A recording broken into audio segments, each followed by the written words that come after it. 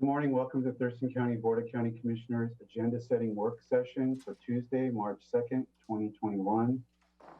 It's 9 o'clock a.m. My name is Ty Mentor, Chair of the Board of County Commissioners. We have Commissioner Carolina Mejia, County Manager Mayor Chavez, Assistant County Manager Robin Campbell, and some various staff members for particular agenda items this morning. For public attendance, you may follow along on the Thurston County YouTube channel or by telephone by calling 360-252-9020. The PIN is 1234. First item up this morning is COVID-19 update, and I see Director of Public Health, Shelley Slaughter. Good morning, Commissioners. Our Health Officer, Dr. Demiana Abdemalik, is not able to join me this morning as she's on a very important state vaccination call. But I will go ahead and give you the report for this week. In Washington State, there have been 340,708 cases of COVID-19 since the pandemic began, 4,969 deaths.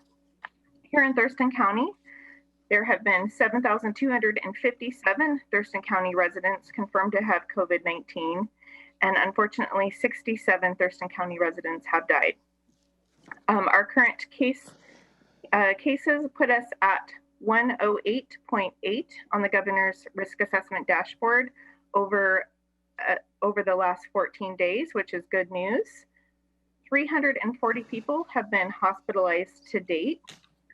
Currently in our Western region, 86% of our acute hospital beds are occupied, with 10.5% occupied by people with COVID-19, and 17.9% of our regional ICU beds have patients with COVID-19.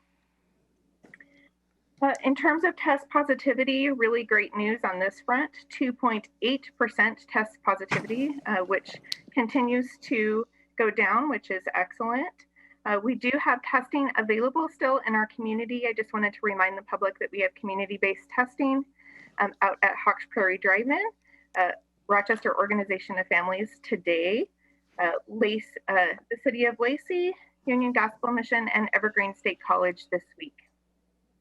We know that when cases go down and our community transmission rates go down, people are still strongly encouraged to quarantine if you have symptoms, to get tested as soon as possible, and continue to remain vigilant. In terms of our outbreaks, we've had 49 congregate care outbreaks to date and 4 that our team is currently investigating. On the vaccine front, things are continuing to improve. 1,676,787 Washingtonians have received a COVID-19 vaccine. Here in Thurston County, 50,082 doses have been given. So that is great despite our recent shortages. 12.68% of Thurston County residents have received at least one dose, and 6.92% of Thurston County residents are fully vaccinated. The Johnson & Johnson vaccine was approved over the last couple of days, and so we are very happy that it is coming to Washington State and to our community. In this next week, our allocation is 4,780 doses for the Thurston County region. Excuse me, that's for first doses. That includes the federal allocation to pharmacies, and 2,300 second doses. So Thurston County is also receiving additional Pfizer doses, and Thurston County Public Health has the capacity now to use Pfizer due to changing storage guidelines. So that's really good news, and that's also what has helped to contribute to our increased allocation. So really excited about that. And because we will have doses of vaccine available, we will have clinics this week. We'll be sharing more with the public about upcoming clinics, to include the Thurston County Fairgrounds this Friday. This will be an appointment-only drive-up vaccine clinic, and appointments will be open and available for registration on Vaccine Finder, and that people can go to the DOH Washington find your phase. If they are seeking vaccine for the first time and want to know if they are eligible, that is now available in over 13 different languages. People who qualify in phase will get a link to Vaccine Finder. They can look for available Thurston County clinics this week. It'll show whether they have openings or not. That should include also Thurston County Public Health's drive-through clinic at the Thurston County Fairgrounds. We expect appointments for that will be open at the end of the day tomorrow. Again, because we are committed to helping people who may not have technology access or they need special assistance, we are reserving 20% of those doses for people that have called and need special help. And so we are registering them for these upcoming clinics this week. And with that, I will pause for questions. Commissioner Mejia. Yes, so you mentioned we have 4,780 vaccines. How many do we have, like how many did public health get from that allocation? We have about 1,600 of first doses. Okay, and with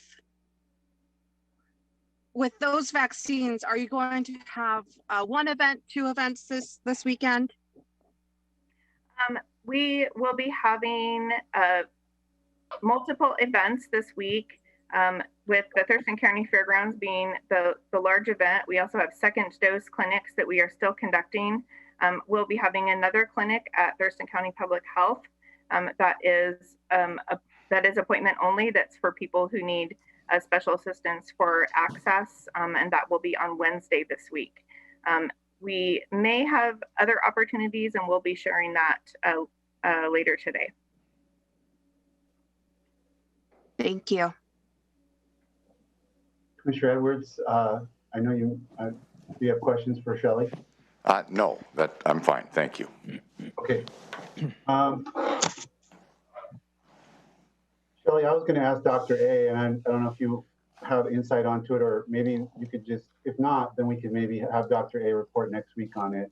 I was just trying to educate myself because I sort of realized there was a piece that I didn't understand, and I figure if I didn't understand it, the public may not have understood it in terms of the vaccines that we have and the way folks can transmit, or we don't know if folks can transmit or in kind of to what extent if they've been vaccinated.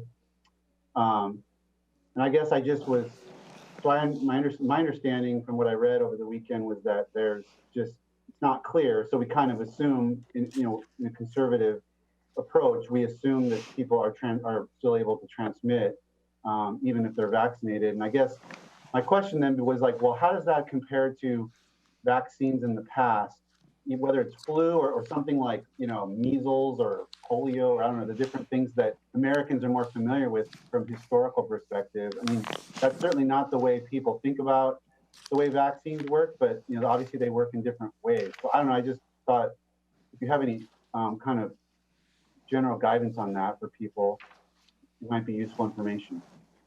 Sure.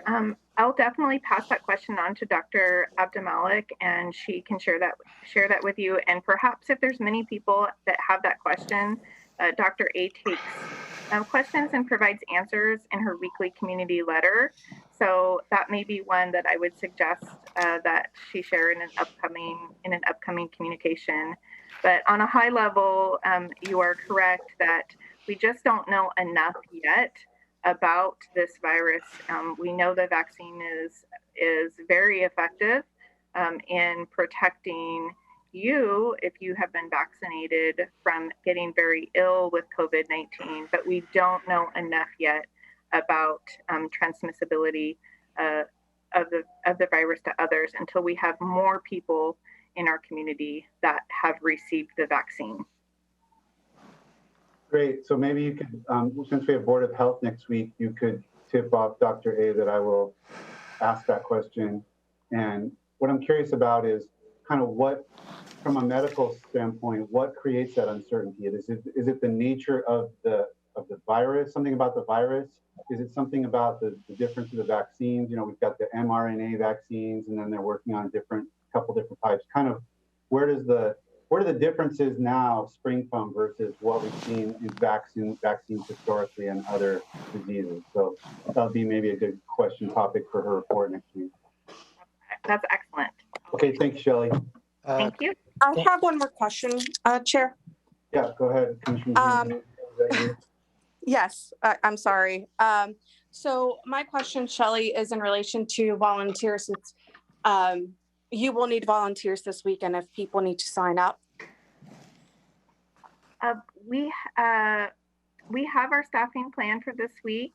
And so for this weekend, I believe that we have sufficient coverage. Going forward, we definitely need a lot of volunteers to help us. And if medical volunteers are interested, they should go to our website to sign up for the Medical Reserve Corps. And for others in the community interested, United Way of Thurston County, hopefully later this week, we'll be launching volunteer recruitment effort for others. It's going to be a huge lift for our community, and we're so happy and grateful that so many want to help us. Thank you. And does the staffing include accessibility for people with different languages? Yes, it does. But thank you for saying that, Commissioner Mejia, because a special volunteer need that we do have are people that speak languages other than English. Top languages in Thurston County include English, Spanish, and Vietnamese, but there are many, many other languages, I believe over 50 other languages spoken in Thurston County. So if there are people that would like to volunteer to help with translation of documents or interpretation with people, we'd be very grateful for that. And they can also sign up for that through United Way. Thank you. County Manager. Thank you. Maybe this will be a good opportunity just for the public's knowledge. Yesterday afternoon, Commissioner Mejia hosted a question and answer session with many nonprofits here in Thurston County. And the question and answers were related to specifically to vaccine distribution in many different clinics, including information related to how the public can get engaged in volunteering.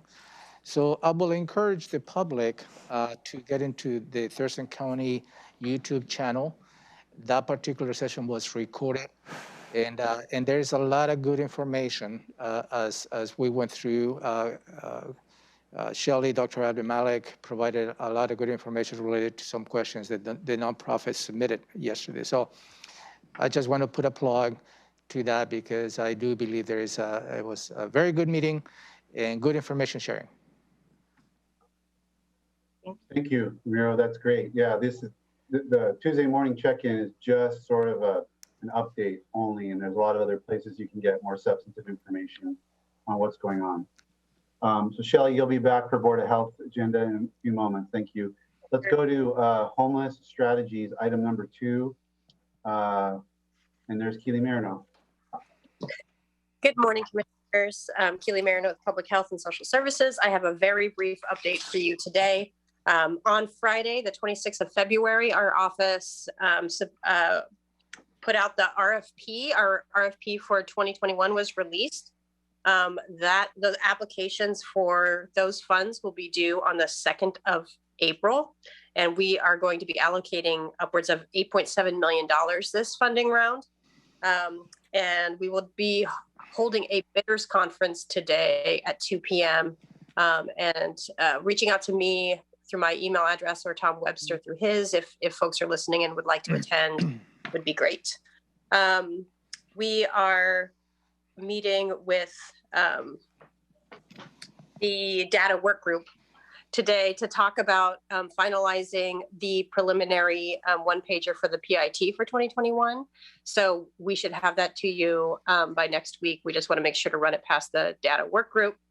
And then other topics that I've brought up on a weekly basis around scattered site and whatnot we're still in the middle of those. Those conversations are still ongoing, and I do not have any further updates on those today for you. And that's about it. Can you spell out PIT just for the public's benefit? Oh yeah, of course. Sorry about that.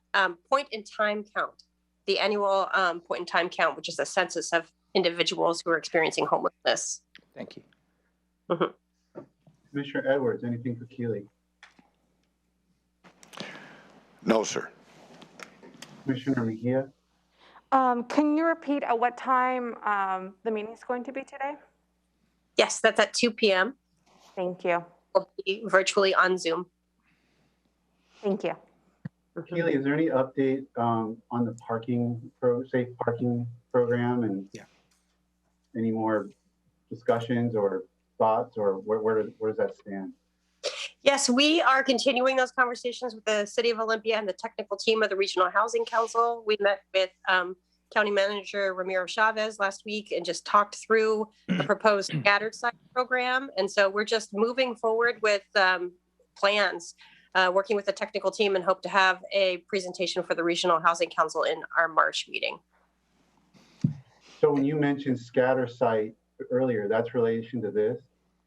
Correct. And okay, so I hadn't quite heard that term. Does that mean that the idea is now to come up with multiple small places rather than trying to find one big place? Is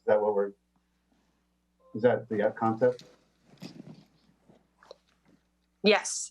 So about a month ago, I brought this up at one of these agenda settings where the technical team and the Regional Housing Council had hit a wall with the original plan for a parking program, and so had pivoted to the notion of scattered site, which would be intensive case management and oversight of areas where people are currently parking their RVs or vehicles, such as Ensign Road, and can also be utilized to manage sites such as tent encampments. And so that is how we've pivoted, the intent being to get people into intensive case management where they're at, in lieu of there being a place for people to go specifically right now. So it's a bit of a stopgap measure.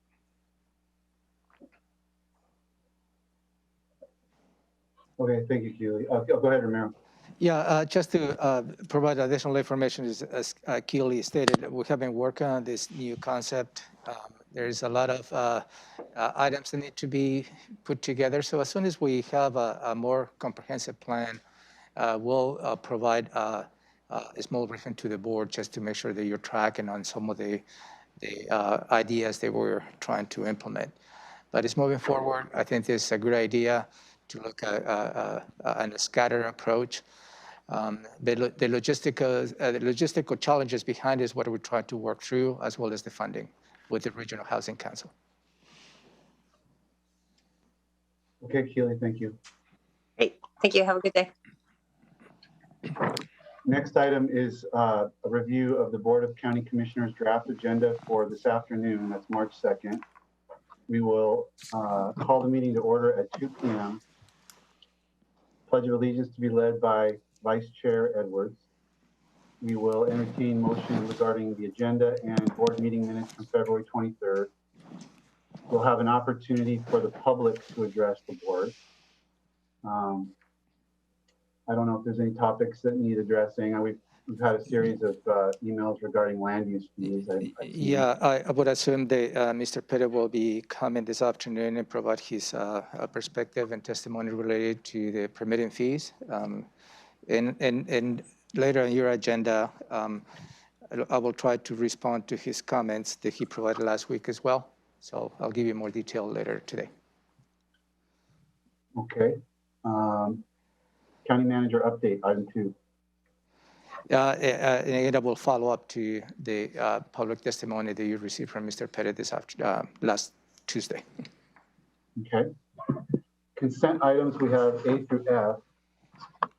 And 3A is Human Resources Collective Bargaining Agreement with Thurston County Deputy Sheriff's Association. Yeah, thank you, Commissioners. You reviewed this item last week, and this is for your consideration to ratify the agreement with the Thurston County Deputy Sheriff's, Thurston County Deputy Sheriff's Association, the administrative support staff. As you may recall, I don't expect you to remember, but they extended for a year in 2020 because this contract was done at the end of 2019. But considering the pandemic, we had an MOU to go through in 2020, and this is the last agreement. This agreement is consistent with the rest of the bargaining contracts that you have already approved, and this particular goes from the term of January 1st, 2021 through December 31st, 2022. And that is a 2-year, usually it's a 3-year period, but considering that, that we had an extension last year, that is why it's a 2-year contract. No questions on this item. Thank you. Commissioner Edwards? No, sir. Thank you, Romero. Let's go to 3B, extension to the franchise for Sprint Communications, LP. Yeah, thank you, Commissioner. You also reviewed this item, and Sprint has, telecommunications company has requested for an extension of the existing telecommunications franchise agreement. And we have been extending this agreement for quite some time. And this proposal is for you to consider extending it one more time to take us all the way to December 31st, 2022. This has a little bit of relation to the telecommunications ordinance, as well as the chapters and the Thurston County Code 13.60 through 13.92. And that is also, you will be considering this item as part of your docketing process. The discussion is going to be coming up. So the reason for this extension until the end of 2022 is to allow to go through this process on the Thurston County Code. And then at that point, will give us a better ability to negotiate a new franchise agreement based on what the board approves on the code itself. And also allow Sprint to see how the merger with T-Mobile has occurred. They're in the process of going through that internally. So this extension makes sense just for both parties. So I'd recommend for you to extend this request, this franchise agreement. Any questions? Questions from the board? No questions. Yes. Go ahead, Gib. Is there a dollar amount associated with this? No, sir. Okay, thank you. Okay, thank you, Ramiro. Let's go to 3C. Human Resources, resolution to adopt a classification and reclassify 2 positions. This is related to the position the board approved last December to be included in the 2021 budget. And it was related to the Criminal Justice Regional Program Manager. So working with Human Resources, I think the best approach to create this position is to create a classification. And this classification is Senior Program Manager, which allows to use this classification in other positions across the county, including the Criminal Justice Regional Program Manager. The other position that's going to be affected by this change, we're going to be moving the Economic Development Manager under this classification, and this Senior Program Manager will be an at-will position, and it will be included on the at-will plan of the county. The salary for this this particular position goes from $6,632 to $8,843 a month, and this is there is no impacts to the budget because we already have occupied by Jenica Machado, the Economic Development Manager, and with your approval last year for the Criminal Justice Regional Program Manager, the budget is included as part of your decision. Any questions? Commissioner on this one? No questions. Commissioner Edwards? No, sir. Ramiro, does the range that you just outlined, does that align with where Jenica's position is now? Yes, her salary is not changing. It's just where we're moving into the whole organization. So. Okay. Very good. Then I don't have any other questions there. Let's go to 3D. Resolution to adopt the classification reclassified position. Yeah, thank you, Commissioner. This is personally a long time coming. I have been trying to reclassify the position that you currently have is an administrative assistant 2, which serves as the clerk of the board, of the Board of County Commissioners. Thurston County, I believe, is one of the 1 or 2 counties who do not have a clerk of the board classification in the Human Resources Department. So this, we have gone through market analysis to determine how this particular position will fit in, and this is the proposal for you to reclassify the current administrative assistant 2 as the clerk of the board position itself, and the request is to create that position. It has an increase on from the current salary from $5,737 to $6,351, an increase of $614 a month, with just about 11%. This is already included in the budget, since we, here in the Commissioner's office, we have a vacant position. And the person who is filling the position right now is doing a dual role. Also, the functions of the clerk for the Board of Health has been moved into this new position, so it will just consolidate all the clerk of the board for both the Board of County Commissioners as well as the Board of Health into a single person. Any questions? Questions, Commissioner Mejia? No questions.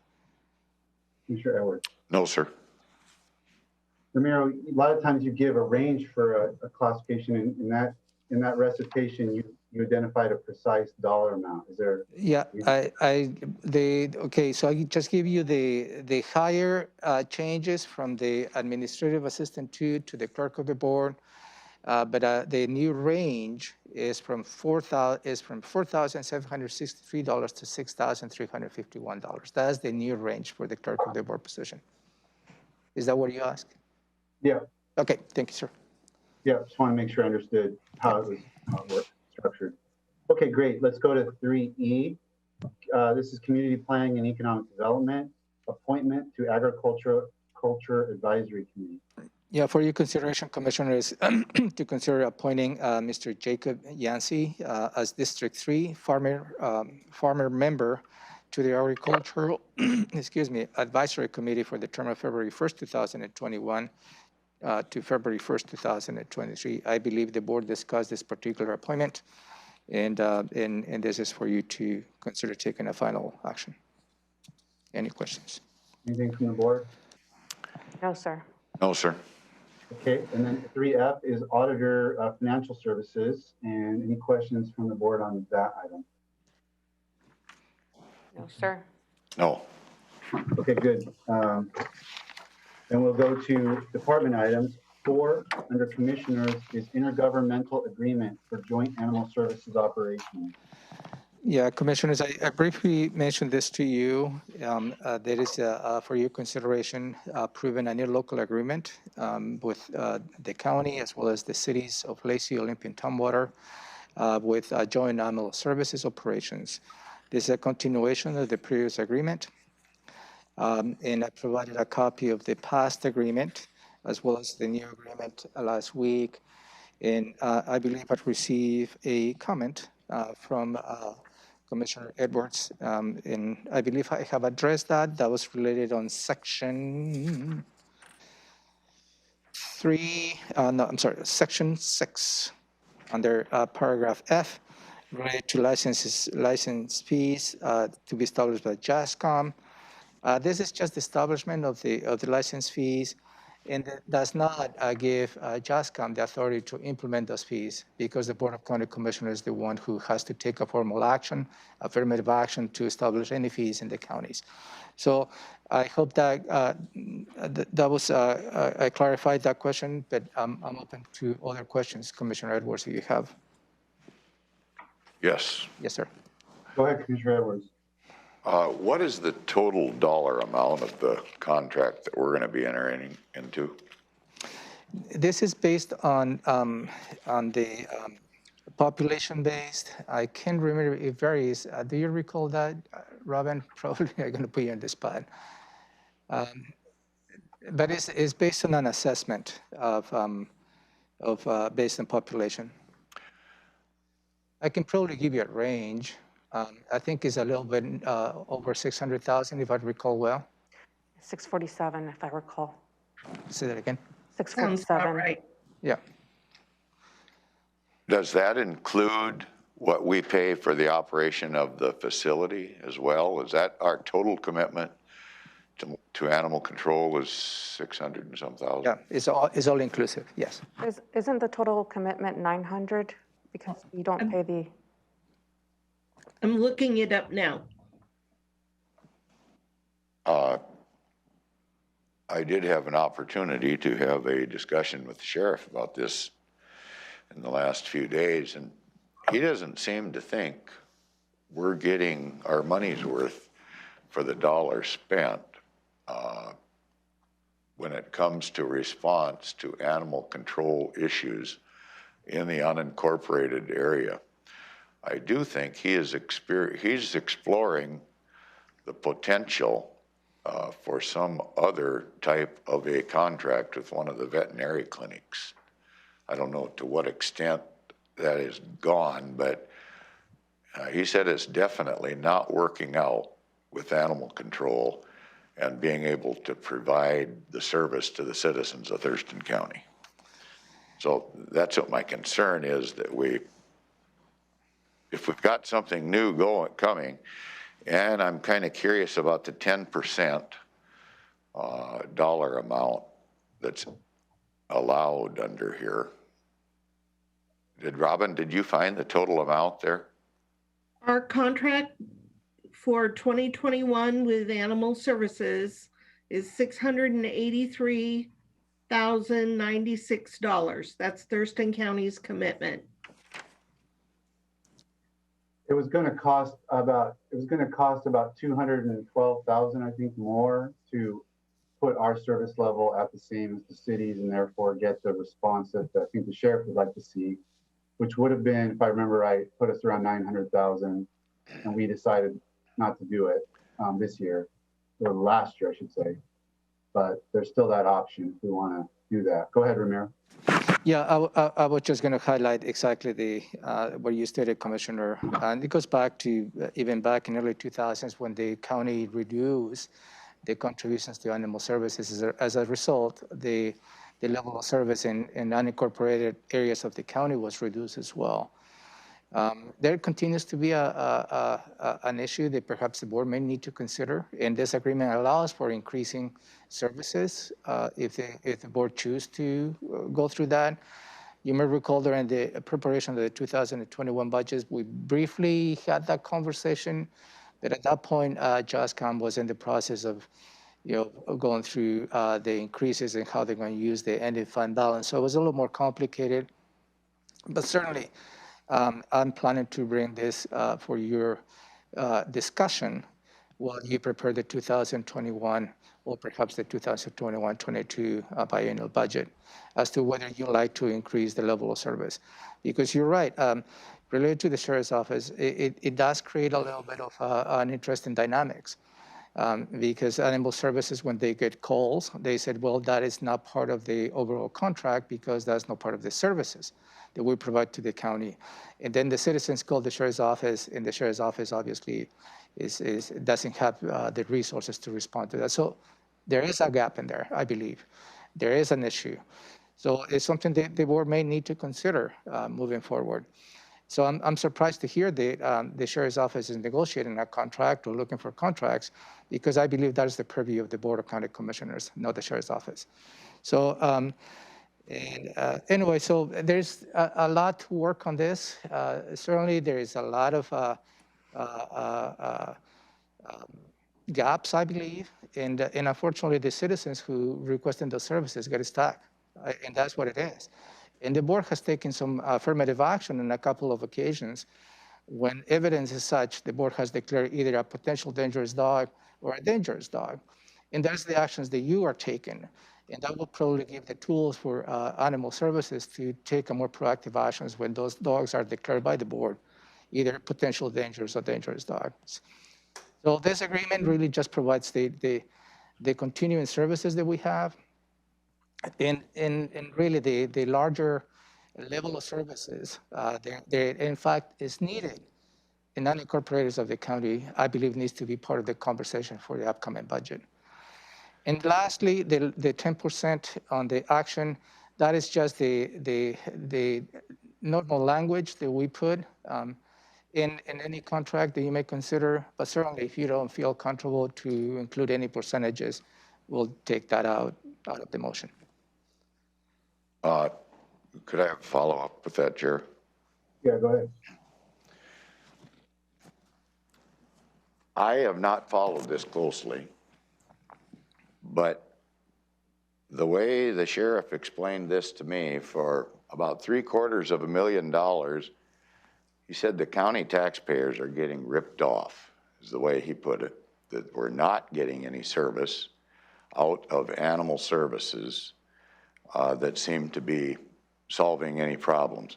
I guess because of that and the fact that that entity, the sheriff's office, is the one that is most adversely affected by a poor relationship, if you will, I'd like to remove this from today's agenda and ask the sheriff to have either himself or somebody he appoints to address the board on this particular issue prior to putting it back on the agenda. And I would like to know if we're up against a very tight time frame because of some issue. I don't see any dates on here. So I'd like to hear a little more about that and see what my seatmates would think about. This is $683,000. And the sheriff assures me we're getting ripped off. That's all I know about it at this point. And I think anytime one of our elected officials says we're getting ripped off to the tune of $750,000, I don't think we ought to move forward without some kind of an explanation as to what that might mean. And I didn't have time to get into it, so. Another elected official, myself, sat on the board of JASCOM, every single month for a couple of years, and I can assure you we're not getting ripped off. Response to field complaints is only one layer of what JASCOM does, I've had the discussion with if this were new information to me, I'd be more amenable to your suggestion. But I've had multiple conversations with the sheriff about JASCOM, and I understand his concerns. And for Commissioner, I wanted to say for Commissioner Mejia's benefit that in the budget discussion last fall, I asked the sheriff, when we were balancing priorities, I asked the sheriff during his presentation, I said, hey, we've got a proposal to spend another $212,000 to bump up the field service level. Do you think that would be good value for Thurston County? And he said, sheriff always says, I don't know the dollars and cents necessarily, but I can tell you that that would be a good service for Thurston County to have that, the city's level of field response. So the JASCOM money was on my list of priorities, and we just ran out of money, frankly. The board had said, we're not going to go above $2.5 million, I think, of new additional expenditures. And it just fell slightly below the threshold. We just ran out of money. Really, for me, it wasn't about the ILA or any concerns about how JASCOM operates or that something was in flux with the business model. It was simply, I just ran out of the money that I was comfortable spending to bump that up, given the other priorities that the county had. So if there's no time crunch and Commissioner Edwards wants to talk further with the sheriff or whatever, that's fine. I don't feel the board, I've spoken with Sheriff Snaza multiple times about this, and so I don't necessarily need any more information. And I've been on the board. Commissioner Mejia, you're on the board now. You've only been there for a month or two, but so that's for you to decide, but I'm comfortable with what we're doing in this ILA, and I'd like to, hopefully we'll have the money to solve this problem next year by, bumping our field service level up. But we'll see. Could I comment on that, sir? Yeah. I guess because of the difference of opinions maybe that we're hearing, I would just ask that this be removed for today if we don't have to do it today because of a time frame. And I don't know that I need to have particular interaction with the sheriff without the board hearing that. That's why I would like to have the whole board hear what, maybe something has changed in this last while. I know the deputy sheriffs do not feel they have a good working relationship with animal control right now. They feel it is really strained. So I would just ask if we're not in a rush, could we remove it for today? Commissioner Mejia, go ahead. So I serve on the JASCOM board, and I attended their meeting last night. Out of all the jurisdictions, they are waiting on Thurston County to get this through so they can keep on working. So we're the last jurisdiction to sign this. I've heard both sides of the coin. I've heard both the frustration from animal services as well as the frustration from the sheriff. And honestly, what it comes down to is, we're not fully in full service. And so I feel there's almost kind of a lack of communication between the sheriffs and animal service about what falls on each office. And if we are to remove this from the agenda, I would also request that we have Sarah Hawk, who's the executive director for JASCOM, on the call as well, to try to get a clear, concise answer on what we're actually getting for, what we're paying. Could I have a follow-up on that, sir? I would just say that I've had, and Commissioner Edwards, you may be right that something's changed, but right when the pandemic hit, we actually had a conference call just like Commissioner Mejia has described, and it got canceled. But I had individual meetings with Braniff, Under Sheriff Braniff, Sarah Hawk. I put them in connection with each other. There was a series of emails that went around. So we've gone around and around this merry-go-round for a couple of years. But go ahead, Commissioner Edwards. I guess I'd like to support Commissioner Mejia's suggestion. I'd like to hear both sides of the story as well. I mean, for that much money, we ought to be having, I don't know, 3 or 4 FTEs dedicated to serving Thurston County alone. And we don't have that. It seems like we're getting 1 FTE to do some activity out there in the county for the tune of $680,000. And that just doesn't sound like a very good deal to me. And if relationships have become scratchy, I think it just behooves us to at least hear, before we dedicate that kind of tax dollars to this particular situation. So I don't think asking for a delay is a big issue, and we'll get, like you said, Chair, apparently you even wanted to have that type of a meeting, and I think it's a great idea to have something so we can get to the bottom of this. Let's not just throw money at a problem hoping it goes away. That's all I'm asking. I'm not against moving forward with this. I just want to hang fire here for a little bit. Go ahead, Robin. This is not a comment on today or delay. That is completely up to you. But I would like to say that this money does not pay only for FTEs at JASCOM. And it perhaps would be a good idea to look at all of the things that this money does pay for. The facility, the employees are only a piece of it, just like the county's budget. The money pays for a lot of things, not only FTEs. And it's not just FTs, it's field response. And that's just one layer. I mean, Jeff, if you have an injured animal, you can, you can drop an animal off, animals get care, strays are managed. I mean, adoption program, there's layers upon layers of what JASCOM does. One layer of that is field response. And that's where everything Commissioner Edwards said is accurate about, and Sheriff Snaza about field response. That's because we're not paying for that layer. But Sheriff Snaza, or your characterization of that position seems to be that the $683,000 we're paying is for field response. No, it's for everything else. And the field response is what we decided not to pay for.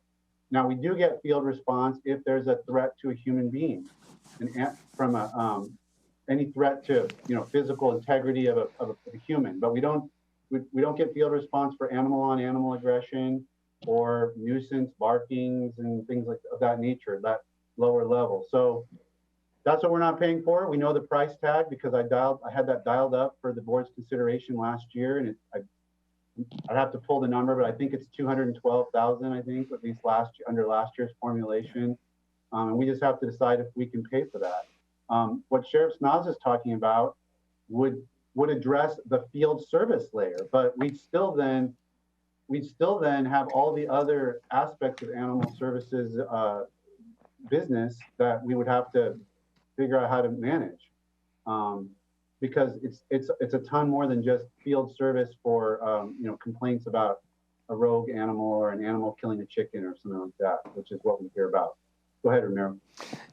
Yeah, I appreciate the robust conversation related to this item. And this is the issues you're discussing is not new. It has been always on a yearly basis, and I don't expect the commissioner to remember briefings, but the Animal Services Executive has come to the board and provide line item by line item as to how the budget works.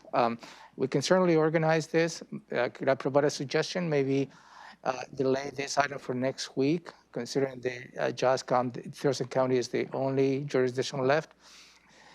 Just put it on next week's agenda, and maybe I can coordinate with the Sheriff's Office and JASCOM to come and have a conversation while you discuss this item.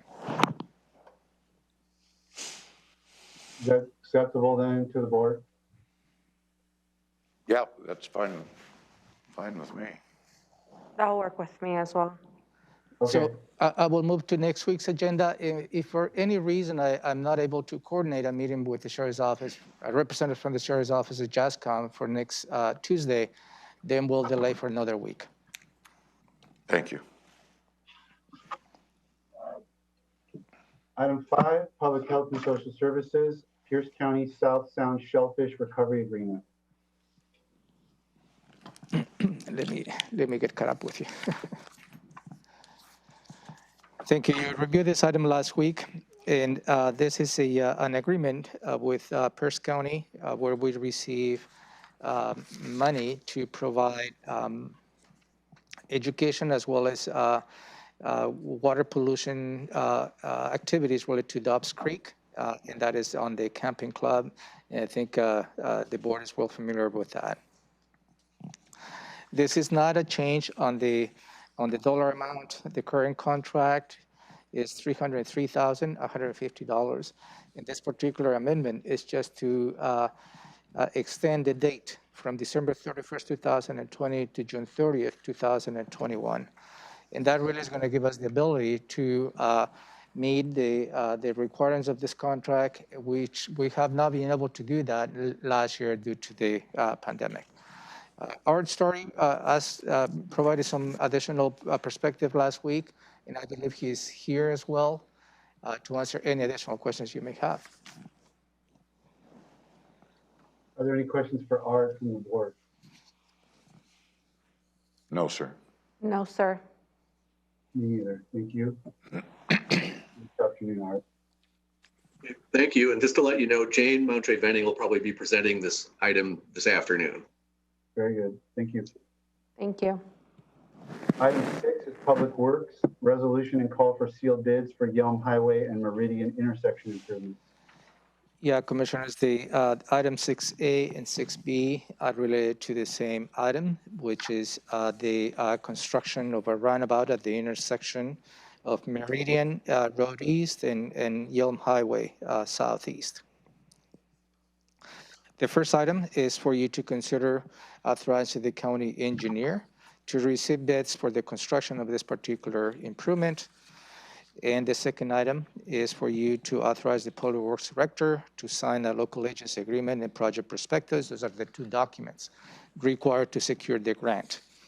This project has an approximate cost of $2,198,800. And the federal grant is of about $1,300,000, which comes from the Surface Transportation Program, which is a federal grant. The remainder comes from the road fund. This project has been already included on the budget. And again, the first item, 6A, is to secure the bids to move ahead with construction. Item 6B is authorizing the Director of Public Works to sign the necessary paperwork to secure the grant. And I believe staff from Public Works is here to answer any questions related to this item. Okay, welcome Brian and Bill. Any questions, Commissioner Mejia? I do not have any questions. This was one of the projects I saw at Public Works when I went and toured it last week. And so we spoke a little bit about this. I have no questions. Commissioner Edwards. I guess maybe just a clarification of, it was mentioned this is going to come out of the road fund. There is a fund within the road fund that gets money from development activity. Is that also paying for part of this, or is it straight taxpayer money out of the property tax? If what you call is the traffic impact fees? Yes, and there's a different term for it that goes with that. I don't recall what it is. I believe it's the traffic impact fees is what perhaps you're discussing. And I believe that's part of the funding discussion. Brian, can you elaborate on that? So, hi, Commissioners. I'm Brian Meyer, Public Works. We've been using traffic impact fees for the design and right-of-way phase of this project. For construction, I don't believe impact fees have been budgeted. I think it's mostly the road fund for this construction with the grant. So. I guess the reason I ask, I remember something about you had to expend certain fees within certain timeframes, and I just wanted to make sure we didn't run up against that issue as a problem. Yep.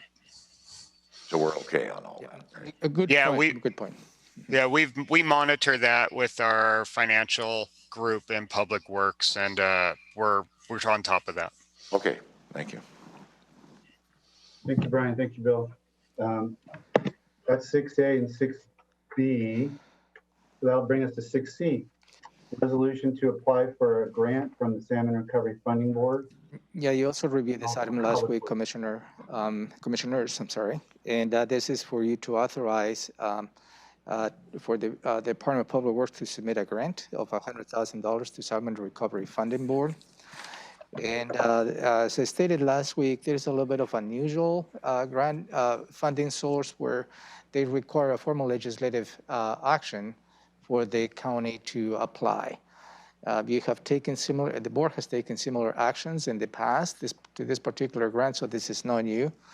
And again, this is, I believe, as a good effort by staff from Public Works to start looking for funding sources outside of the county to supplement and help the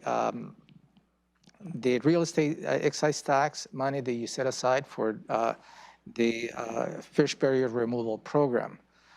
Then as the board authorized many projects in the past, you have seen there is a combination of grants, it's a combination of funding sources, which has allowed us to extend the fish barrier program more than the $2.5 million a year the board authorized. So any questions?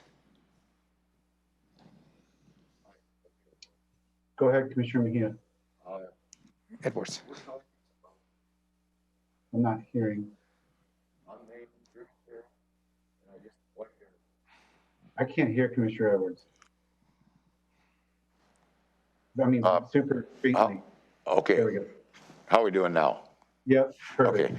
Okay. We're talking about an unnamed tributary, and I'm just curious about that. I know part of our overall plan has been, and I think you guys are doing that, working with the tribal groups in the state and the whole thing to set priorities on which ones we replace and which ones we don't.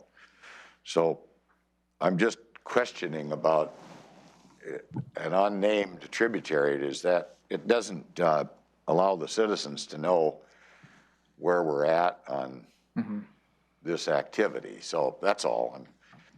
And is there adequate spawning ground to be reached once we fix this? And it's just kind of unusual that there's not a name on it. Yeah, and right on point. I mean, there is unusual. There is a non-name. It's just we don't find the name of this tributary to the Black Lake. So it's not necessarily that we don't know where it is. It's just we don't know the name of it. And that's probably what perhaps where you're keen is a tributary to the Black Lake. It just happens this creek doesn't have a name that we can find. That is really what the Unnamed Creek statement is coming from.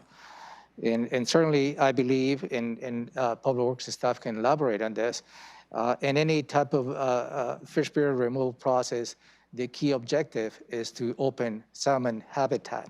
And I believe that is the goal on this one as well. Is that right, Public Works?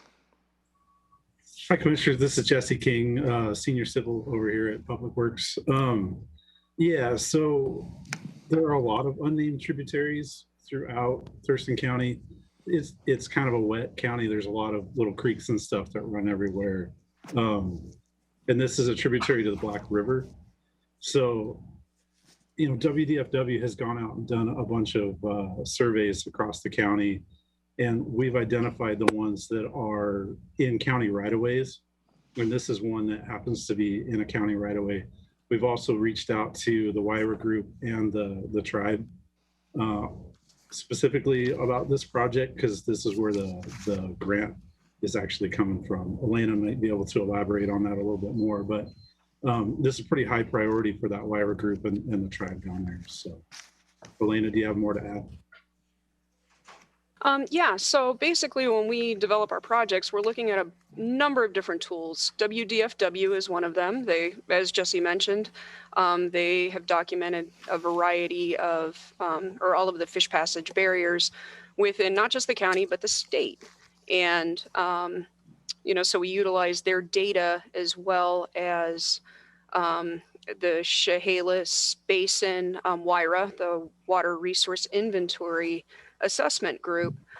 They've developed a tool that classifies the barriers based on their strategy to improve or to improve fish passage and provide fish access to their spawning and rearing grounds. Yeah, and the tribe and the Chehalis Basin has identified this unnamed tributary as really good rearing habitat. So it may not necessarily be for spawning fish, but for the little fish. I know you guys know Trevin Taylor. You know, he always talks about the big fish and little fish. So this is really for the little fish, the rearing fish. So this is a pretty important one. So. Okay, but I mean, apparently to have little fish, you got to have the big fish get up there to do their thing, right? Well, the way coho work is they spawn in the mainstream, and then when those little fish come out of the eggs, they shoot as far upstream into the system as they can get, into these little unnamed tributaries, up into the little wetlands and stuff, as far as they can get. And so it's really for the rearing habitat. So all these little creeks and little unnamed tributaries are pretty important for the coho. Okay, thank you. That's a good explanation. Thank you very much. Commissioner Mejia, did you have anything? I didn't catch you there. No, I thank you. Ramiro, is there I'm just curious about the request for the board to approve the application for the grant and how it seems like sometimes that happens and sometimes that doesn't happen. Is there a way for me to understand when we have to, the board has to approve an application? Yeah, thank you. Thank you for the question, Commissioner. Under normal circumstances, we have an internal process. We review any application, grant application that any office and department goes through. And we have somewhat of an ad hoc committee just to make sure that we cross all the T's and dot all the I's. And that's for the most part an administrative process. And Robin Campbell, the Assistant County Manager, facilitates that just to make sure the financial components of any particular grant are in place. This is unusual because the Washington State Recreation and Conservation Office requires a legislative action before we can apply for this grant. So this is very unique for this particular grant funding opportunity. So if I may add to that, there are only a handful of grants that require board action. And it's not like it's a particular type of grant or one particular organization always requires that. We know when we review the requirements of a grant, that will outline whether or not the board has to take action. And in my experience, what I've seen is an organization will require board action if we're committing money. So I know that all grants are about money, so that's really not the best criteria, but that's usually what I see. But maybe 5% or less of all grants require legislative action. Okay. Well, it makes me feel better that it seems a little bit strange tonight. It's very hit and miss.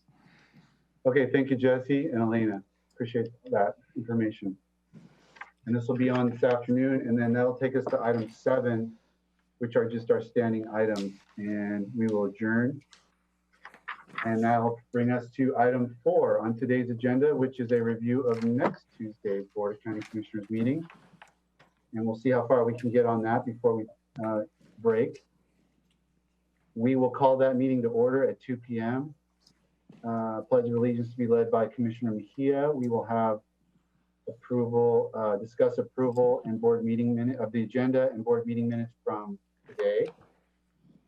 We'll have a presentation at 2:05 from Pretrial Services, introducing a new Pretrial Services staff member from Marianne Clear. Yeah, Commissioner, the Director of Pretrial Services, Marianne Clear, will introduce 4 new staff members, 2 Pretrial Services Diversion Officers, Nicole Carbon and Matthew Herrera, and 2 Pretrial Services Officers, Chris Mueller and LaShonda Harvey. And that will give the board the opportunity to welcome new staff into the county and for Marianne to provide a little more perspective as to what they're planning to do, mainly related to provide pretrial services to district court. Okay, any questions from the board there? No question. Hearing none, we'll have opportunity of the public to address the board, and assume we don't necessarily know what's going to happen there. County Manager's update, item 2. Yeah, and I will follow up with any testimony if needed. Consent agenda is short. We have item 3A and 3B. B is our voucher list. We'll get that and review it in the upcoming week. 3A is public defense, setting terms of compensation for non-represented defense attorneys. Patrick O'Connor, the Director of Public Defense, requested to the board to include in the 2021 a compensation for on-call services, on-call duty. The defense attorneys do just to make sure we have coverage 24/7. There is a $250 extra compensation the board approved as part of the budget. Is included in the 2021 budget. And this is just the instrument in which we allow us to implement that program. Commissioner Mejia, you weren't here for that. Do you have any questions about it? Could I get some background on it? Just to. I can help because I used to do this. So the public defender during business hours, you know, if somebody gets arrested and needs to talk to an attorney, it often happens in the DUI context because they're being asked to submit to a breath test, and there's a lot of complicated legal considerations before you make that decision. They can call the public defender office. Well, outside of business hours from 5 p.m. till 8:30 or whatever it is the next morning, there's a public defender on call. So and all the contract attorneys, and that's where I came in, I was a contract attorney, we would all rotate. And it amounted to about a week every 6 months. So about twice a year, you'd hold that phone for a week and you'd be on call overnight to get calls when usually 99 times out of 100, it's DUI arrests and requests for advice about the breath test. And you would take those calls and prosecuting it. So the director of public defense had presented that he had wanted there to be a compensation involved. The prosecuting attorney has a scheme that compensates for a similar duty, and the board approved this in our agenda. It's about $13,000, I believe, if I remember correctly, for the entire year. Yeah, it's 250. It's one time. Yeah. Yeah. Hold on. And the board approved that as a budget. So this is basically putting into place what we authorized financially last fall. Okay. That's what it's for. So the total amount is 13,000? I can't remember what the overall allocation that it was in on the budget.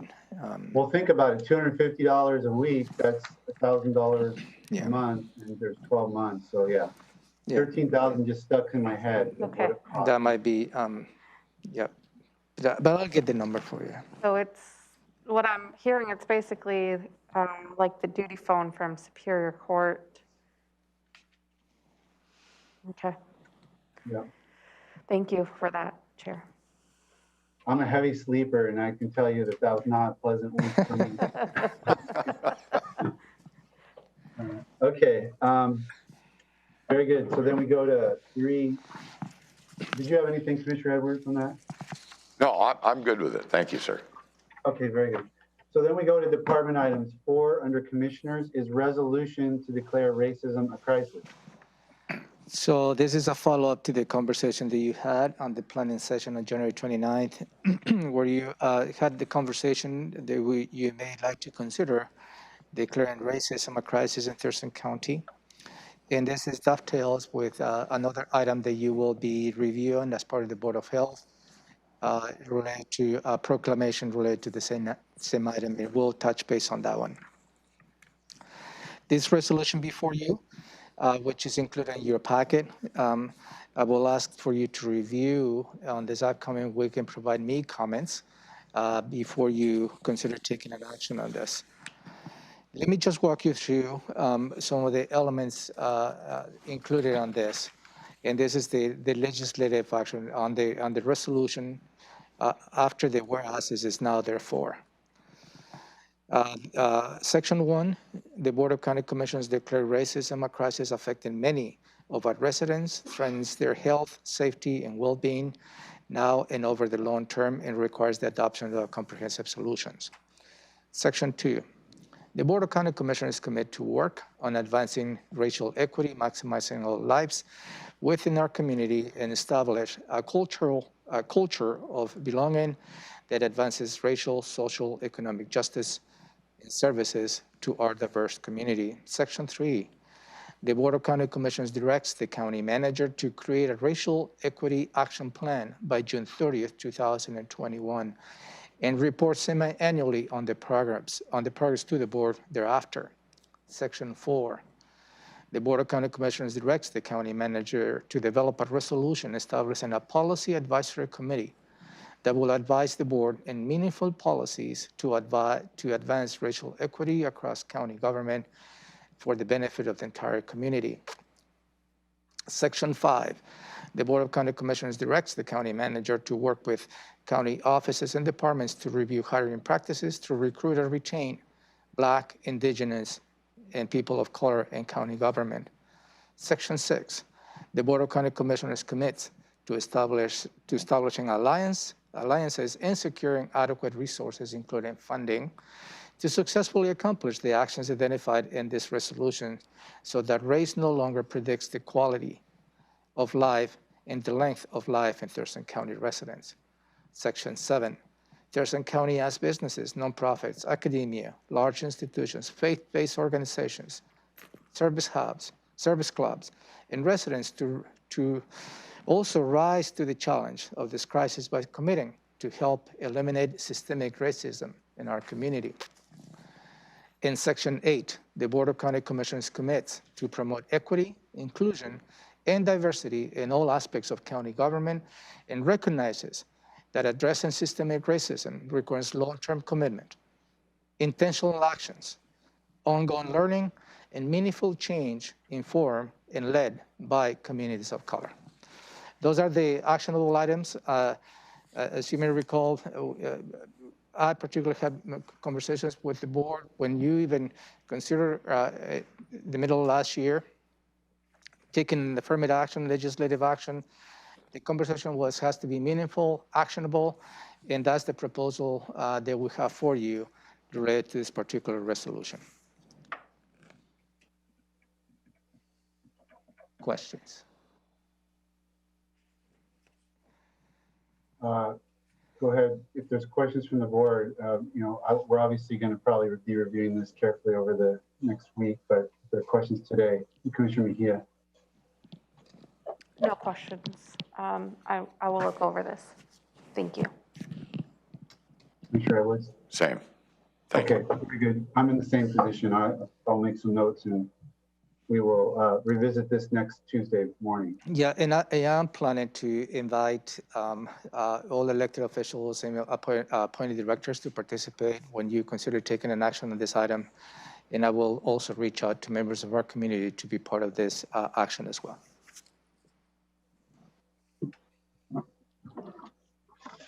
Okay.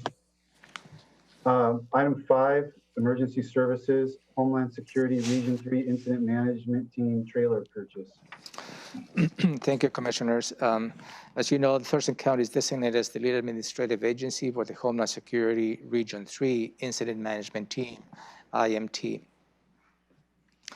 The Region 3, the IMT, currently has one trailer, which serves as a rolling office, command, and control locations for the incident management team, which serves the counties of Grace Harbor, Lewis, Mason, Pacific, and Thurston counties.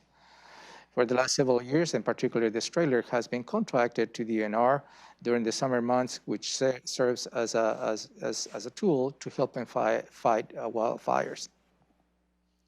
This particular proposal is for you to consider authorizing to purchase a second trailer. They also was identified by the board itself and provides recommendations for you to consider this purchase.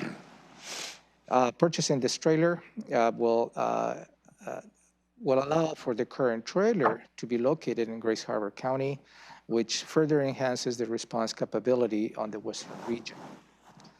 This particular item has a total cost of $76,963.95, which is included on the budget. And this is not funded by the road fund. I believe it's grants. And I believe that Sandy Ecker is here to answer any questions related to this item. Okay, Sandy, anything to add before I ask the board for questions? No, Sandy Ecker, Thurston County Emergency Management Manager.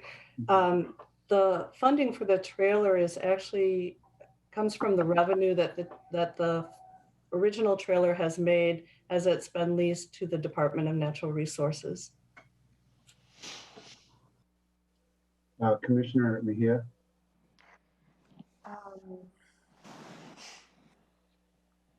You kind of answered my question. I was wondering, is the trailer only used for wildfires or is it used for other emergencies? For Yes. emergencies, yeah. Go ahead. Yes. For all emergencies. For all emergencies? Is this something that could also be covered by the CARES Act?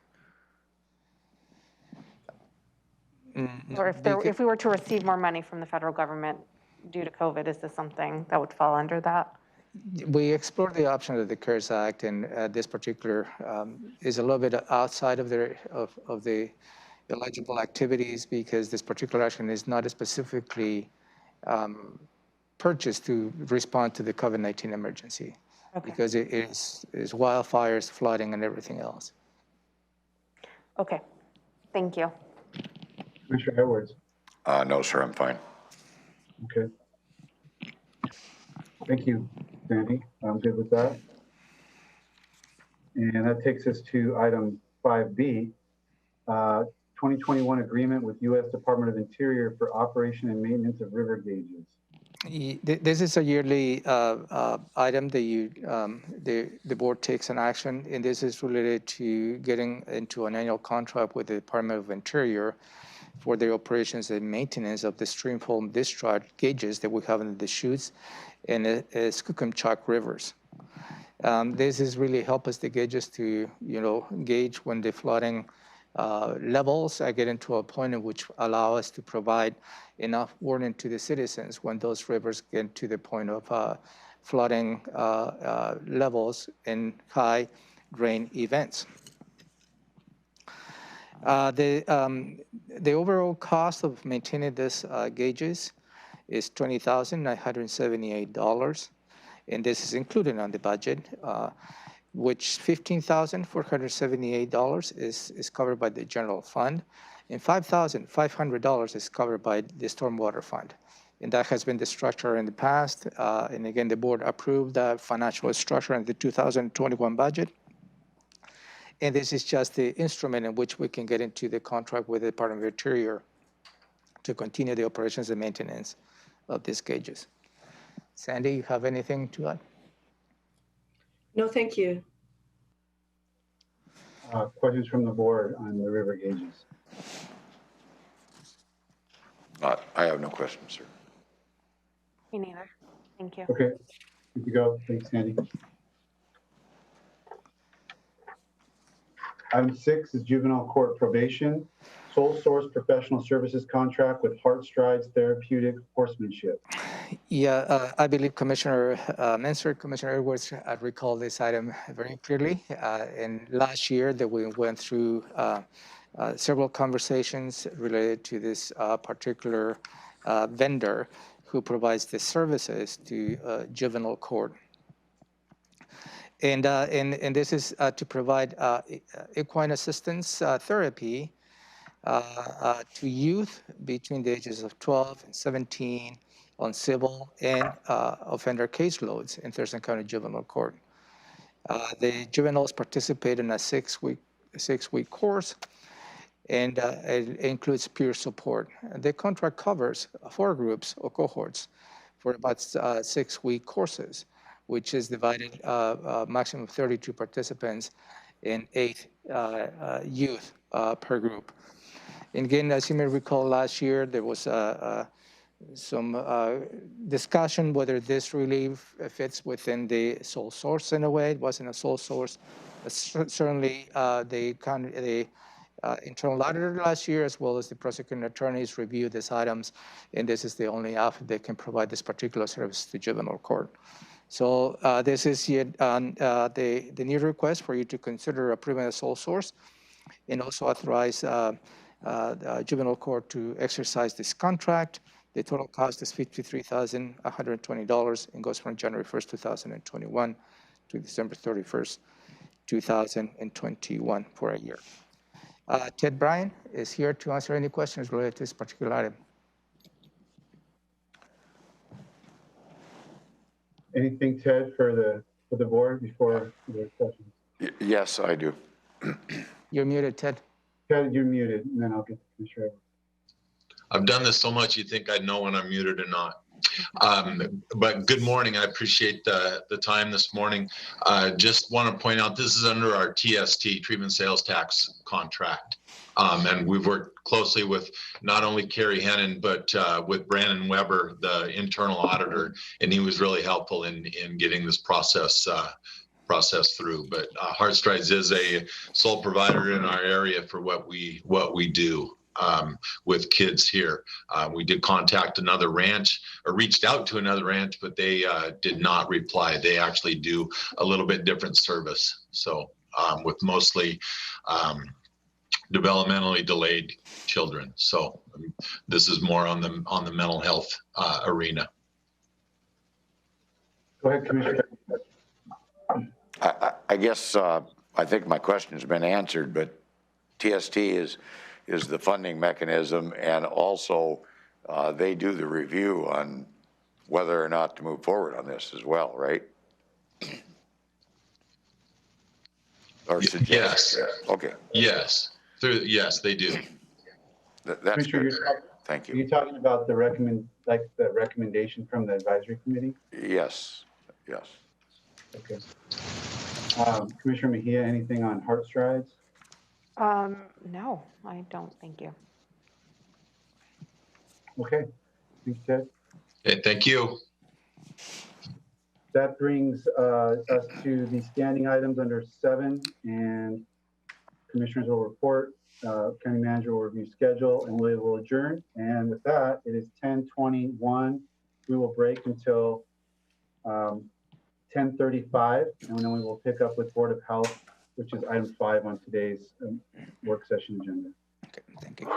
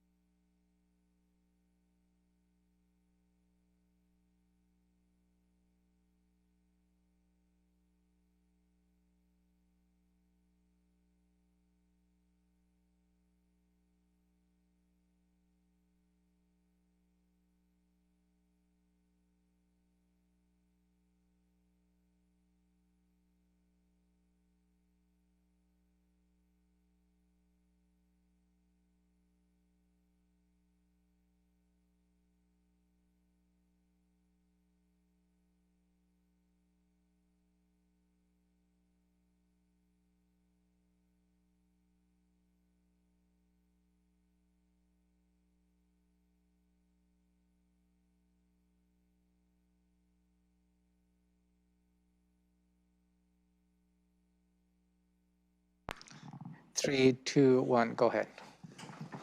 Okay, welcome back to the Thurston County Board of County Commissioners agenda setting work session for Tuesday, March 2nd.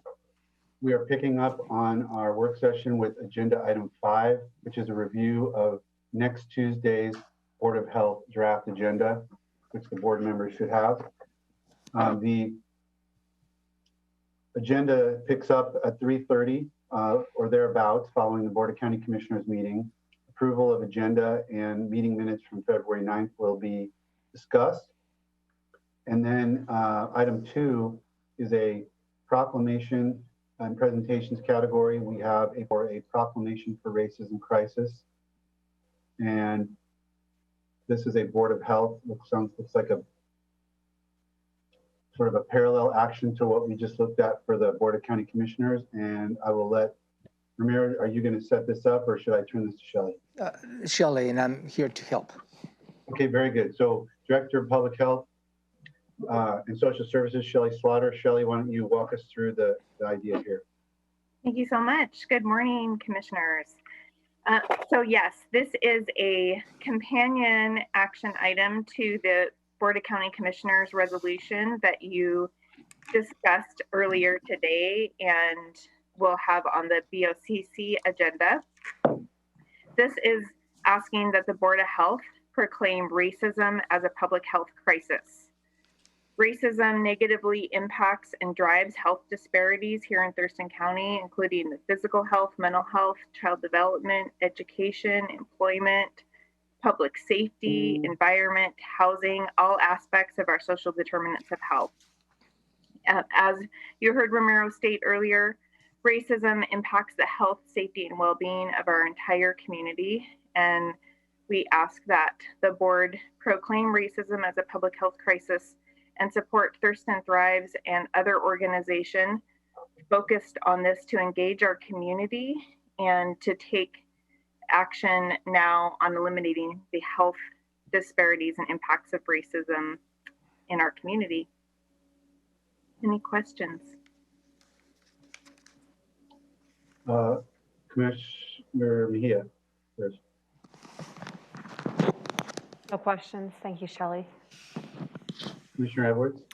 And that's going to entail the same resolution that we talked about earlier this morning. Is that right?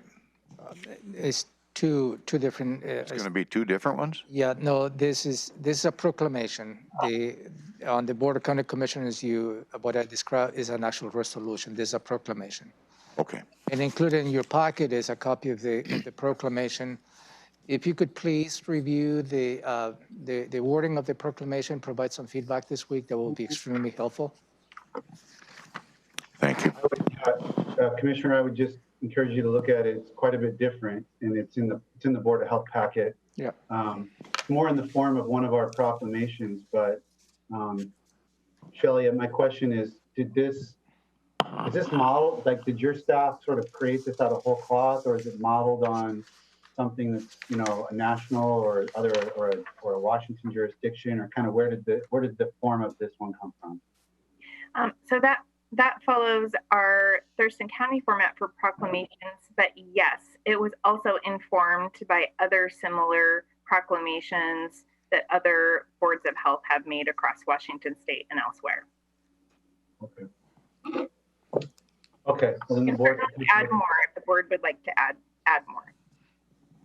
Yeah, it's a little simpler, but it's different in the fact that this is maybe what Ramiro's getting at is, as a proclamation, we're going to read this through, and I don't know that that's necessarily true on the resolution of the board. We don't usually read those verbatim out in the record.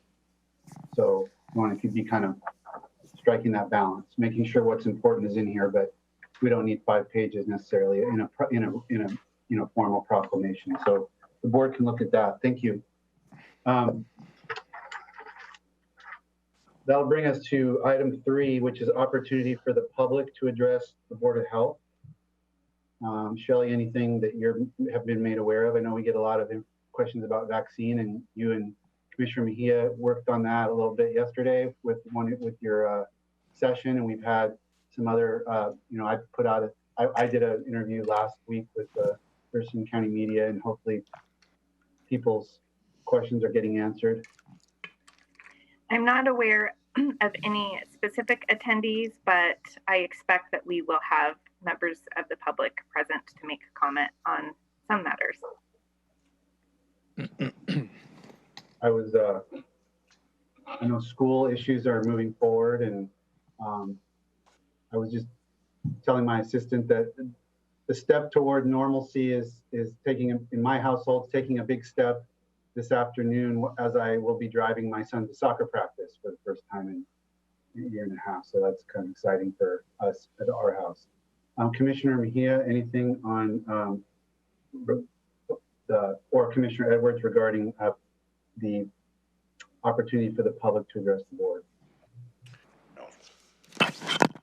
I haven't heard anything, just like Commissioner Menser. I think I've been also trying to answer questions as I've been getting them. And but you never know. I think it's hit or miss. Okay, very good.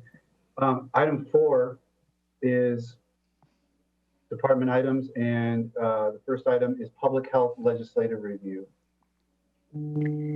So Art Starry, our Environmental Health Division Director, is here to help walk us through the WSALFO legislative agenda and talk about a couple specific items that we thought the Board of Health might be interested in learning about.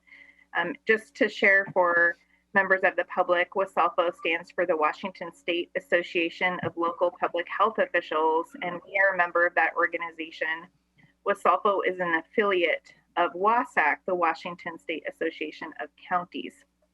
And so Art is our representative, our legislative representative on the WSALFO board for the entire association. And for our department, he's our legislative liaison. And so I'll pass it over to him to walk us through the attachment that you should have in your packet. And then we may talk about one specific bill of interest that impacts this Board of Health. Good morning. And I'm Art Starry, as Shelley indicated, and I'm the Environmental Health Division Director and also on the WSALFO, I'm guessing the WSALFO Legislative Co-Chair or something like that. I attached for reference a couple of priority sheets that were developed by the Washington State Association of Local Public Health Officials and the Washington State Association of Counties. And those were developed before the legislative session started. And they highlighted some of the things that those organizations representing public health and the county commissioners would be looking for as the legislative session unfolded. And a couple of them, they were actually anticipating some things when you look at these and if you look at some of the legislation that's come forward. So in particular, with public health, one of the big things, and you've heard this before, is foundational public health services funding. And so there were hopes, or there are still hopes, that the legislature will provide additional funding for foundational public health services. And those are the core services that health departments or the governmental public health systems expected to be able to provide for all the citizens of Washington. And one of the key things, highlighted by COVID is being able to identify and respond to emergencies, disease outbreaks, new novel things that are coming about, as well as do the day-to-day stuff like epidemiology and responding to the normal humdrum communicable diseases like sexually transmitted diseases and food outbreaks and all that stuff. And so that's over the past few years, we've been fortunate to get some funding, but it's not nearly as much as is really needed. The estimated need is somewhere in excess of $300 million for the local health jurisdictions across the state. It's about $28 million has been provided. And so that's a key funding. Well, it says $450 million. Sorry, I can't even read my own stuff. And so there's a hope that there'll be some additional funding. And one of the bills that I'll highlight, or I can talk a little bit about, is attempting to do that. The other question that's come up, and you'll see it as a local health governance and authority, local public health governance and authority, is how public health is managed in the state. And one of the bills that's of big interest is something called House Bill 1152, and it proposes to restructure the way that that governmental public health services are provided across the state. In particular, it would restructure local health jurisdictions.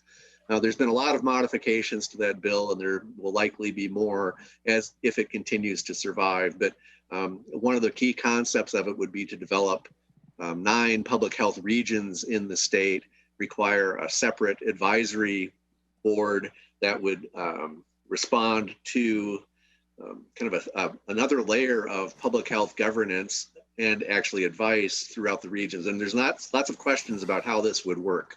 There would also require regional, they've changed the name from health officers, but medical officers who would provide guidance and help identify issues and develop responses within communities.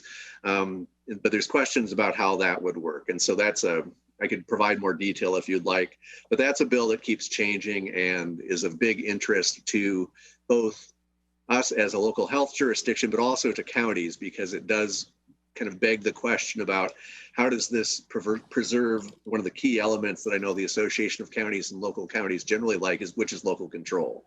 So when you have another agency that's developed and is providing guidance, you have to mesh everything. And while there's certainly benefits to that, there's lots of questions as well. So those are things that the WSOLFO legislative priorities anticipated and in fact has come to pass as far as this bill is concerned. Another thing that is happening, and I can't remember the bill number in front of me, it's a Senate bill, is the one that actually is attempting to provide funding for foundational public health services.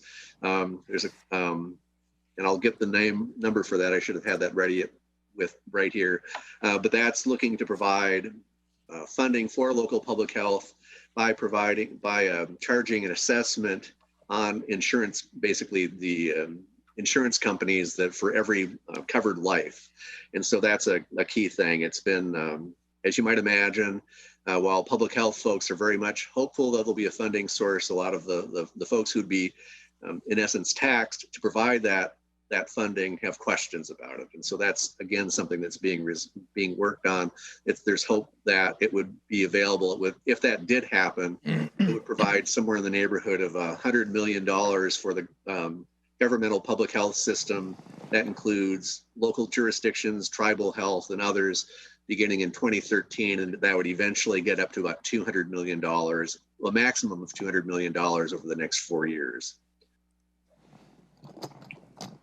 And surprise, there's a lot of emphasis on coronavirus response and recovery and concern about that. How are we going to be able to continue to respond to that? There has been legislation passed and signed by the governor that provides basically directs the federal funding that's been received through the state and makes some of those funds available to local health as others. It's still kind of in the works as far as distribution, but that was big news there. Of course, my favorite one is there's a little thing in here about local water supply systems that I won't spend a lot of time on that. And you'll look at the WASAC list, and it also has COVID response and ending racial disparities and other things as being priorities. One thing that I will develop, or actually I attached it to the agenda item this morning, but it really doesn't make any difference, is a list of bills that we've been tracking.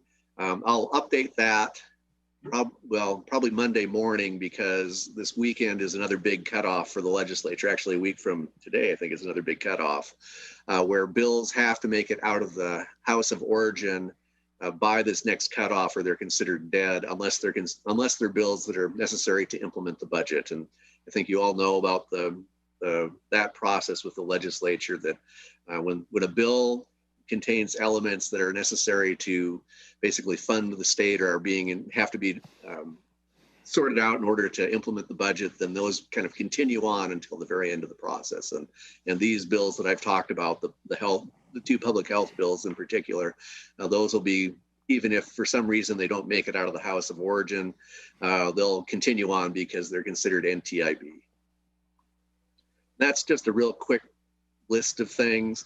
There are other bills that are trying to propose or elements of the legislative process that will likely result in an evaluation of the state's response to the coronavirus epidemic. There was a specific bill that hasn't made it, the bill itself is considered to be dead, but my understanding is that the concepts will be brought up and probably put in as a budget proviso to make sure that that work gets done. Because that's, I think, a key thing that everybody wants to know is how well did we do? Are there opportunities for improvement? Hopefully we'll never need to develop a response like this one again, but the idea is to try to learn from this experience.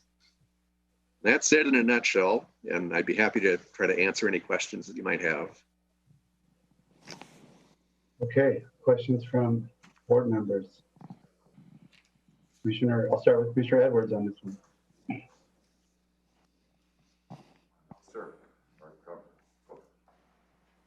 No, sir, Art covered it. Okay. No questions for me. Thank you. All right, I got a couple on the 1152. Because I know it's been changed. I mean, I thought I understood it, and I don't think I actually did, and now it's been changing, so I'm not sure. One of the questions so I had thought, and I think Shelley corrected me on this, but I had thought that the health district regions related to the health officer or whatever that person's now called, but that each county would still have a local board of health. Is that true or not true? Or would the board of health be regional? The bill still would have a local board of health. There would still be, as I understand it, a local health officer, but there would also be a regional, and I think the term might be medical director, which kind of insults me because public health is environmental health too, and medical doesn't seem to fit that very well. But anyways, that aside, there would be that. Then there would be this, and it's question, and there's still some questions about, is it going to restructure local boards of health? There is one of the key things that led to this bill is what some people believe is a need to have broader representation on local boards of health. And so there's one draft of the bill would have an advisory committee that's has much broader representation, community members, people with different public health backgrounds, folks who can represent particular issues that a community might be facing, and have them be part of advise the Board of Health and the regional health officer and the administrator, or there's another part of it which might actually restructure, and this is all kind of all the moving parts of it that would require local boards to restructure to have broader representation. And it's a kind of a defined method in there. So that's one of the big things that's out there that still hasn't been resolved. And Shelley has been tracking this too and can probably add to it. Yeah, I can speak a little more to the current substitute bill that includes a modification to local boards of health that would require including a tribal representative, representatives of public health and medical health, consumers of public health, community stakeholders, and this would need to be done by July 1, 2022. But a really key important part to understand about this particular piece, as is in the current version, is that city and county officials would not constitute a majority of the board. So, except for when setting local fees. And again, everything is subject to change at this point. I know there's a lot of revisions being made now. Maybe help a document that further define the proposed comprehensive health services districts, and maybe just to the benefit of the public, if you allow me the time to just walk you through briefly what is in the proposal. So the comprehensive health services districts are formed to help diversify and stabilize funding services to public health. Comprehensive services districts are established to encourage the systemic sharing of resources and functions among state and local governments related to public health entities, sovereign nations, and so on. Some of the bulleted points of the district's activities will be to provide a mechanism for local public health jurisdictions in each comprehensive health services district to convene, collaborate, plan, and work together.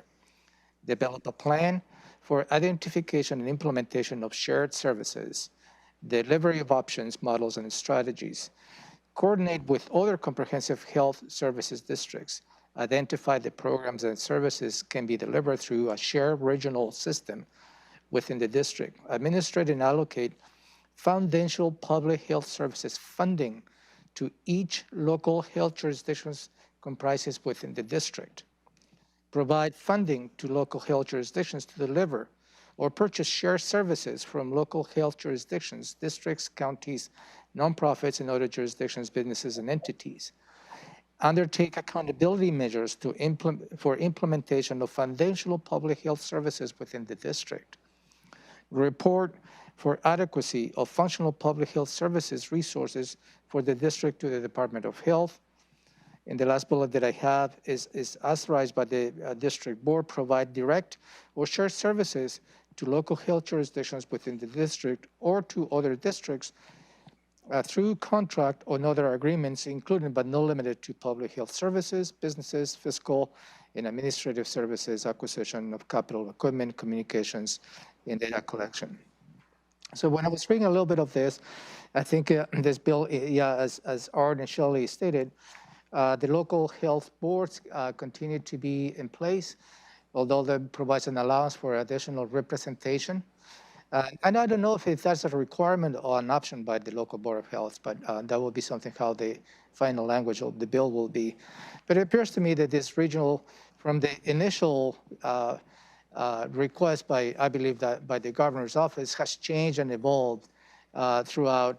And in fact, Wasaufu and Wasac first were in opposition. I think at this point they feel a little more of a neutral state because they have been effective in introducing some amendments to the bill. So it's more providing that regional approach to what I understand is going to be a regional coordinating efforts among the small, or the local Board of Health. Okay, well, my second point was kind of covered by what Ramiro went through. I wanted to make the point that one of the rationales of this legislation was to you called it stabilizing funding, or just addressing resource disparities between counties of different sizes when it comes to big health, foundational public health issues. And there's obviously a lot of concerns, but that's something that we really hadn't talked about. So I just wanted to make sure that as I've learned more about it, that seems to be the thrust of what one of the things they're trying to accomplish. So I just want to make sure that was stated for the board's consideration. And I think that's it for me. Thank you, Art, and thank you, Shelley. Thanks. And this, as you've noted, this, and Ramiro noted, this keeps changing. There's a conference call last Friday, or a Zoom meeting, and they were sharing some top secret drafts of things, and I suspect more things are changing as we speak. So I'll try to get the best information for you for Monday, or for next week. Okay, thanks, Art. Appreciate that. Yeah, I'm on the legislative steering committee now for the county with Wasac, and this one, we get a report back on this each week, and I can confirm what you're saying, that it's in a heavy state of flux each week. Okay, so item 5 will be for the board to report on health-related activities and accomplishments. We'll have a director's report from Shelley. Do you want to say anything at this point, Shelley, about that? You just kind of give us an update. I will just be providing an overview of program activities as well as COVID and vaccines in conjunction with the health officer's report. Great, and the health officer's report, and I flagged that question I had about vaccines for Dr. A, and we will adjourn. Chair? So, yes. Sorry, can I request something from the director's report? Absolutely. An update on the lake algae, please. I know that's something we covered a little bit, but just an update on where we are on that. I know you mentioned there were 3 lakes with that. Yes, Commissioner, I will make sure that we cover that. Thank you. Okay, anything else related to Board of Health agenda for March 9th from Shelley, commissioners? Yes, I have one question. Yeah, go ahead. Part of the information shared by the county manager referred to other governmental entities and sovereign nations and such. Do we take care of the healthcare needs for the tribal entities in Thurston County, or do they have their own, or how does that all work? Our sovereign tribal nations have their own healthcare system provided by Indian Health Services, but we absolutely collaborate together and help support one another. Okay, I guess that's I'm trying to think how that fits with the vaccination process, and Sure. I'm just wondering if there's any coordination there. That's yes, there is, and the tribal nations have a separate vaccination process. They are outside of the state of Washington, so they're not subject to the same phases that that the state is, because the state does not have authority over the tribal nations, and so they receive vaccine and distribute to their citizens and members using vaccine that they receive directly. That being said, we have a lot of tribal members that live elsewhere in Thurston County and access vaccine throughout Thurston County, and we meet regularly with the tribes, actually each week, and hear how they're doing on their vaccine allocation as well. We've also deployed our Medical Reserve Corps unit to help support the vaccination efforts at Nisqually Tribe.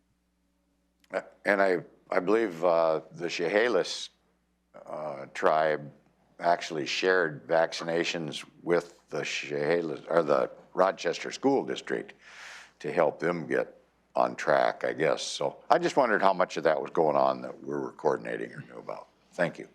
There's a lot of mutual aid and support between our tribal nations and local public health. Thank you. Thanks, Shelley. We're going to move forward to item 6 on today's agenda, which is proclamations and awards. Amy Davis, Clerk of the Board. Aside from the Board of Health proclamation on racism for March 9th, there are no other proclamations for review.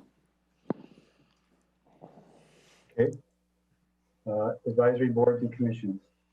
Yeah, included again this week is John Grossom's application for the CAR PFD board. His appointment has been confirmed by the cities of Olympia, Lacey, and Tumwater. If you have all had a chance to review and would like to move forward, we can include his appointment on today's agenda. I'm good with it. Commissioner Mejia? I'm fine with it. Yep, that works for me. Thank you.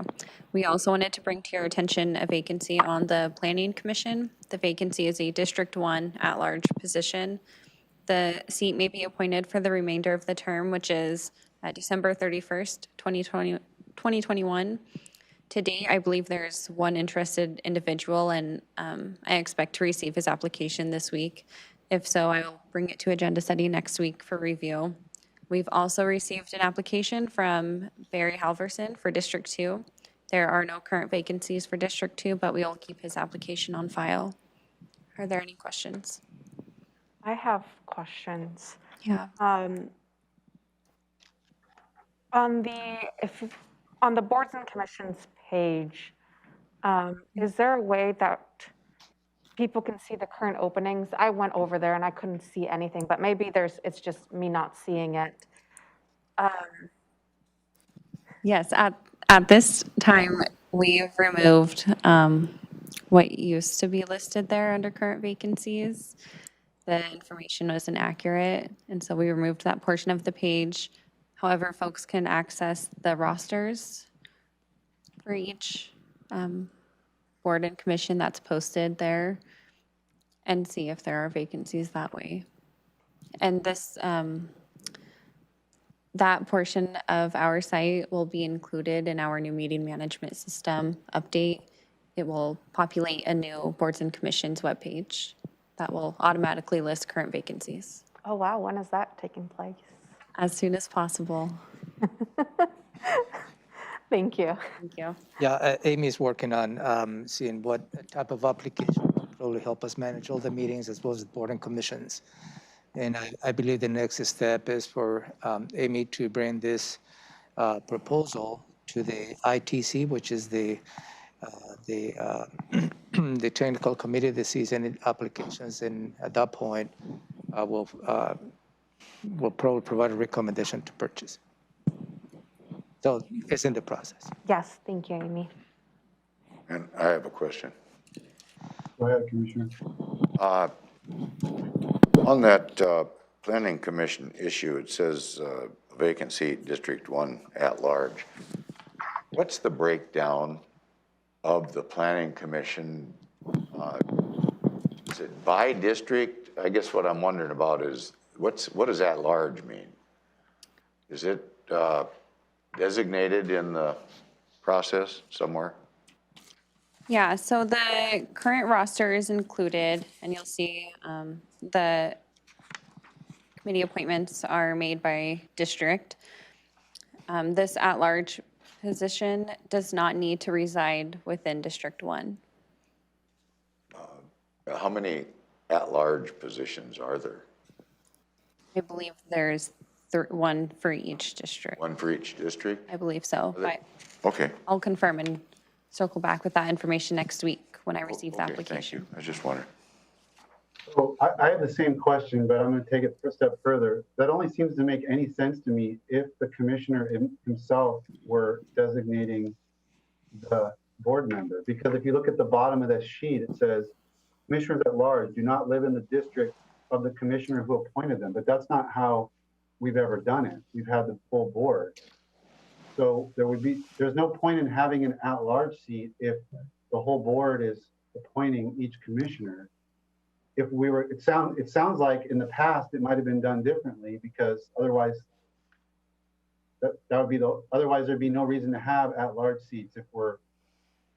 So I'm confused by how this is structured. So Commissioner, very timely, and in fact I have this particular item for your discussion on the upcoming planning session in the next month or so, and you're absolutely correct.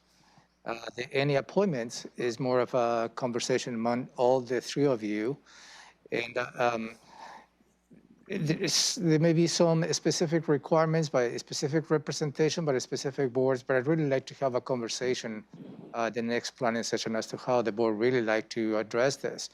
Whether it's an individual commissioner can probably make an appointment to a representative from those districts, or the conversation can be a little larger, because on point, I think it's a little bit, different how the board has approached the appointments. But I have it on your agenda, at least for now. Commissioner Mejia has a question. You could do it in either, hold on, but you could you could keep the at-large, you just wouldn't lay it out this way. And by district, you'd say there'd be two. You'd say that there'd have to be 2 per district, and then there's 3 at large, and the board decides all of them. That's rational, but that's just not how this is laid out. Or you could say commissioners get to appoint 3, and 2 of them have to be in their district, and 1 they can appoint from anywhere.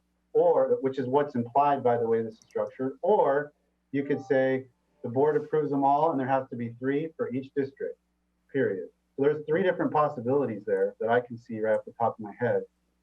And it's just not clear which one we've got. Go ahead, Commissioner Mejia. Oh, no, I'm confused. So this is, I guess, really something we need to discuss at the Planning Commission, and then Ramiro can break it down for us. That way he can explain how the current structure is placed.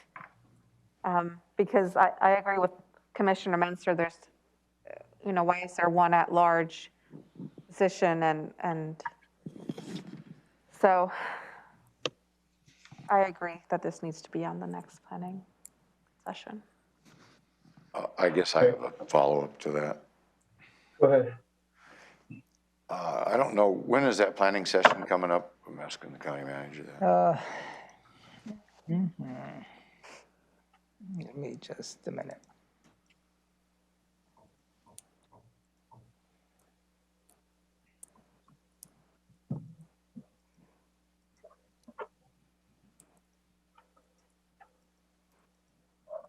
Looking.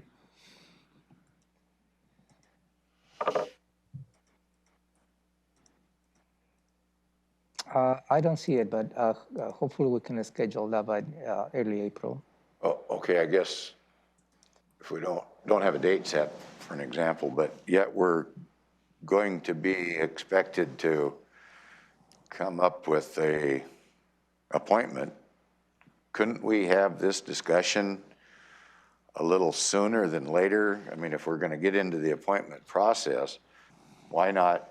We all seem to agree there's something amiss. Why couldn't we do that sooner before we make this appointment, for an example? We don't necessarily have an appointment to make at this point because we don't have a candidate for the open spot. Oh, I thought we did. No. Don't have any candidates? No.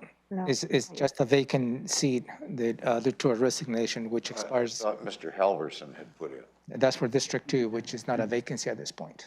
Well, yeah, but if it's a open seat, you know, if it's at large, then it is available or not available. Those are, I mean, that's kind of the clarification issue that we're trying to figure out here. How's it going to work? We could change it so that then there would be an open at-large seat, but that's not the situation we're in today. So I don't see a time rush, but yeah, I mean, we definitely will need to address this here in the next month or so, because we know we're going to have planning commission seats coming up. Yeah, and the purpose of me including an upcoming planning session is just for the board to have a conversation at a high level, not necessarily related to a specific appointment. Certainly there is some cleaning up on the specific boards and commissions, but I was hoping for you to have a conversation at a higher level as to how you like to go through the decision-making process of appointments. Yeah. I mean, I agree with that. I think that's a good idea, and we don't have to even get into who it might be or anything, but I think it's somewhat more important than we're going to have a planning session somewhere down the road. That's pretty ambiguous as to when we're going to come up with a solution. That's all. I thought it would be worth talking about at that higher level before we move forward with an appointment. Are we saying we're going to go ahead with it, kind of a mixed up process is okay, and then we'll fix it later, but we don't know when, and boy, that stuff takes forever it drags on. So Commissioner Mejia's got her hand up. Go ahead, Commissioner. So, I mean, what it seems to me like right now is that there is a vacant seat. When does basically the Planning Commission go into session, or when do they meet to discuss the docket items? I guess that would be the important question, and then try to get this figured out before that time. That way that vacant seat can be announced, and people can start filling it up, and at least we have a process in place. Is this something we could do at a working session, perhaps? I'm not sure. I'm just trying to figure things out from my end over here. And I still have Jennifer pop up, so she probably. Go ahead, Jennifer. You got something for us?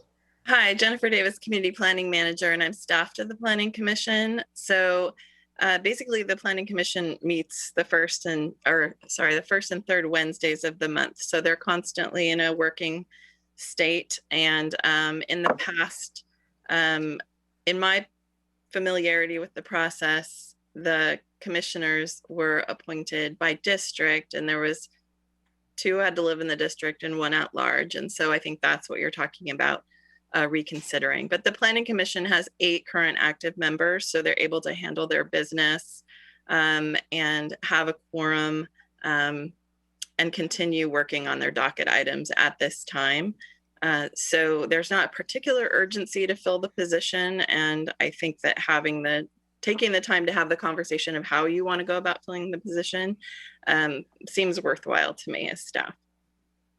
When you said, Jennifer, that they used to be appointed by district, you mean by the commissioner of that district alone? That is my understanding. I was a planning commissioner in my previous life, and I was appointed as an at-large position in a particular commissioner's district by that commissioner. Robin, you're nodding.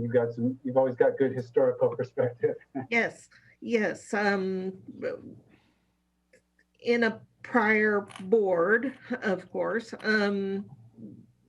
when the rules around a particular committee or commission, in this case, the Planning Commission, when the rules said that a person was to be appointed from a specific district, the commissioner of that district made the appointment.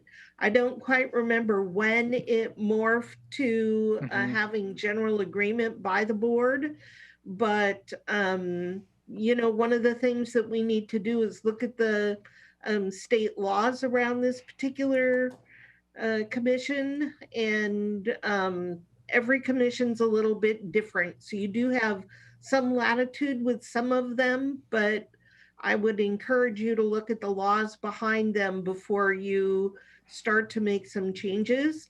And then I also think that Romero's idea to look at a more comprehensive look at boards and commissions in general is a very good plan, because over the years I've seen the appointment process take many forms, and it's really up to you how you want to go about it.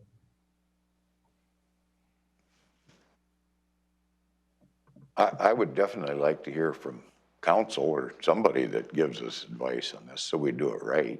That's all my concern is. Okay, well, it sounds like we're all agreed on, it's just a matter of timing of when to take this up, whether or not we want to wait for the planning session in April or early April, or identify a time before that.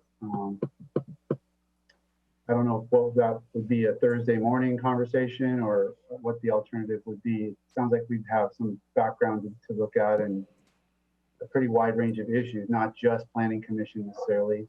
Right. So it might take a couple of hours of work at a minimum to parse through it all. Ramiro, are you still advocating for planning session in April? That was my initial reaction, because it seems to be the planning session gives you enough latitude to not be constrained by the timing. But again, if you want me to bring this to our commissioners check-in and just have a conversation related just to the planning commission appointments, I can certainly do that. I guess my intent was for you to engage in a broader conversation as an overall how the appointments will go about on all the boards and commissions. Because if you address the planning commission appointment at this point, then another appointment will be, and you will have the same conversation without having at least an agreement among the board members as to how, as an overall, you'd like to proceed with appointments by district, at large, or however you feel is adequate. Because as Robin stated, you know, it has changed depending on who sits on your chairs. Years ago, previous board members used to hold that responsibility. Somebody's from a specific district, that particular commissioner had a weigh in as to how they appoint those individuals. It has morphed into more of a consensus-driven type of conversation with the board. And my point of the planning session is, would you like to continue with that or change it? But change it holistically to all the boards and commissions, not just to one specific one. Well, I don't know that the board, you know, I guess I disagree with that a little bit, because not that we can't talk about all the boards and commissions, but they're all different. And the planning commission, like, I know there's, the planning commission is not the only one that has, you know, District 1, District 2, District 3, but but not all of them do. Right. And even the ones that do, they're not necessarily 9 members, 3 per, and the Planning Commission deals with the most contentious and sensitive issues that basically come before the board regarding land use. So I would be comfortable having one way of doing the Planning Commission that may not apply to everything else, because Planning Commission, I think, is somewhat unique. So I don't think it's necessarily illogical to sever Planning Commission discussion from a broader discussion of other boards, but if it's a matter of getting it done quicker or in a shorter amount of time, I don't know. But I guess it's up to the board. Do we want to direct the county manager to bring this for a discussion prior to the next planning session? Is the question on the table. Could I make a comment, sir? Yep. I agree with everything you said there, but I would like to at least have legal review it, because Robin said there's different criteria on different boards and things. So before we get into the discussion, at least have legal give us an analysis of what we should or shouldn't do. And I'm not saying we've been doing it right or wrong. It's kind of, I don't know, I've seen it change around quite a bit, and I think we ought to focus on at least the Planning Commission, just like you say, for the reasons you said. But at least before we move forward with that, get an analysis of what the law requires. It's probably regulated through, I suppose, the Growth Management Act in some fashion. Yeah, there's statute. Well, I keep forgetting it's March. April sounds like a really long way away, and now I'm looking down and it's only another month. It's only a month, and with the legal analysis involved as well, and then I think I'm going to vote to just keep this as an item for the next planning session myself. But Commissioner Mejia, do you have any thoughts? Yeah, I think that's okay, but we don't know when the next planning session is. That's what I was trying to ask, and we don't have one yet. I will schedule that, Commissioner, in April. Okay, we'll shoot for April for sure. Is that okay, Commissioner Mejia? Yeah, that works with me. Okay, let's go with that then. We'll take up as one of our key topics at an April planning session. Okay, that takes us to PIO check-in. Good morning, Commissioners. Megan Porter, Public Information Supervisor. I don't have any updates for you this morning. Okay, anything, questions for Megan? No questions for me. Thank you. Let's go to legislative update for the county manager. Yeah, thank you. I am not planning to walk you through line item by line item.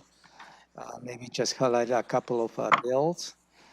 And the last page 8 of your report, that's hold on. Hey, there is House Bill, Substitute Senate Bill 5013. And this is concerning local redistricting deadlines. And how you asked me to do is how the county auditor feels on that. I think it was a revision to have until December 31st, 2021, the deadline. And the county auditor is supportive of this bill. I just want to circle back on that direction. And the next bill that I have for you on the last page, and I did include a substitute last page. Hopefully you have that is a loose page, which is a change from the one in the packet. And that is Senate Bill 5468. And this particular bill is in response to the Washington Supreme Court decision related that it just was issued last week related to possession of controlled substances. And this particular bill was dropped and is sponsored by Senator Mullet and Hobbs. And this it does only change one word on this, on section 1 of the RCW 6950 4013. Section 1 states that it is unlawful for any person to knowingly, this is the word adding to this statute, knowingly possess a controlled substance unless the substance was obtained directly from or pursuant to the invalid prescription ordered by a practitioner in medicine. So I don't know how far this bill is going to go. I think it was an attempt to somewhat quote unquote fix the Washington State Supreme Court ruling on this particular matter. There is a lot of pieces that I believe the county prosecutor, the prosecutors across the state need to see how this is going to be implemented. And I just want to bring to your attention this particular bill. You know, at this point, my recommendation is to remain neutral because we really don't know the consequences of the Washington State Supreme Court ruling. So that is my suggestion at this point. Is that it for this item, Ramiro? And lastly, we already touched base on substitute House Bill 1152 related to the public health district. So that's all really what I want to touch base with you on that today. I'll just add from my work on the Legislative Steering Committee for WASAC, a major topic of discussion has been, continues to be 1410, which is the one that basically eliminates penalties on late property taxes. It's titled Protecting Taxpayers from Home Foreclosure, but there is no limitation of it to just families that are struggling with property owner-occupied homes, which would be a reasonable limitation that could be put on it, but it's not. It's way broader than that. And some of the commissioners have reported how it's basically big developers will use this to basically game the system and make money for themselves. And it's going to really hurt junior taxing districts. All the county treasurers oppose. Could hurt the bonding capacity of counties because lenders may doubt whether or not we're going to be able to collect sufficient revenue to make payments, depending on the financial structure. And they've really encouraged the WASAC members to reach out to junior taxing districts and spread the word that this is going to be damaging to fire districts and schools and whatnot. So there just seems to be a real misinformation about the impact of 1410. So I just wanted to throw that in there. If you're speaking to legislators, junior taxing district officials, it's good to spread the word that this is not a bill that are going to help counties in any way, shape, form, or fashion. And it's not doing what the bill's titled that it's supposed to be doing, which is targeting folks that may be facing home foreclosure. Okay, any questions for Ramiro on the county manager's legislative update? No questions. Okay, let's move to item 10, briefing public hearing decisions pending. I don't have anything pending for you, commissioners. That brings us to 11 commissioners' items. Number 1 is HCP U.S. Fish and Wildlife letter discussion. Yeah, attached to your packet is a proposed letter that is intended to send to the Honorable Martha Williams. He's the Principal Director of the United States Fish and Wildlife.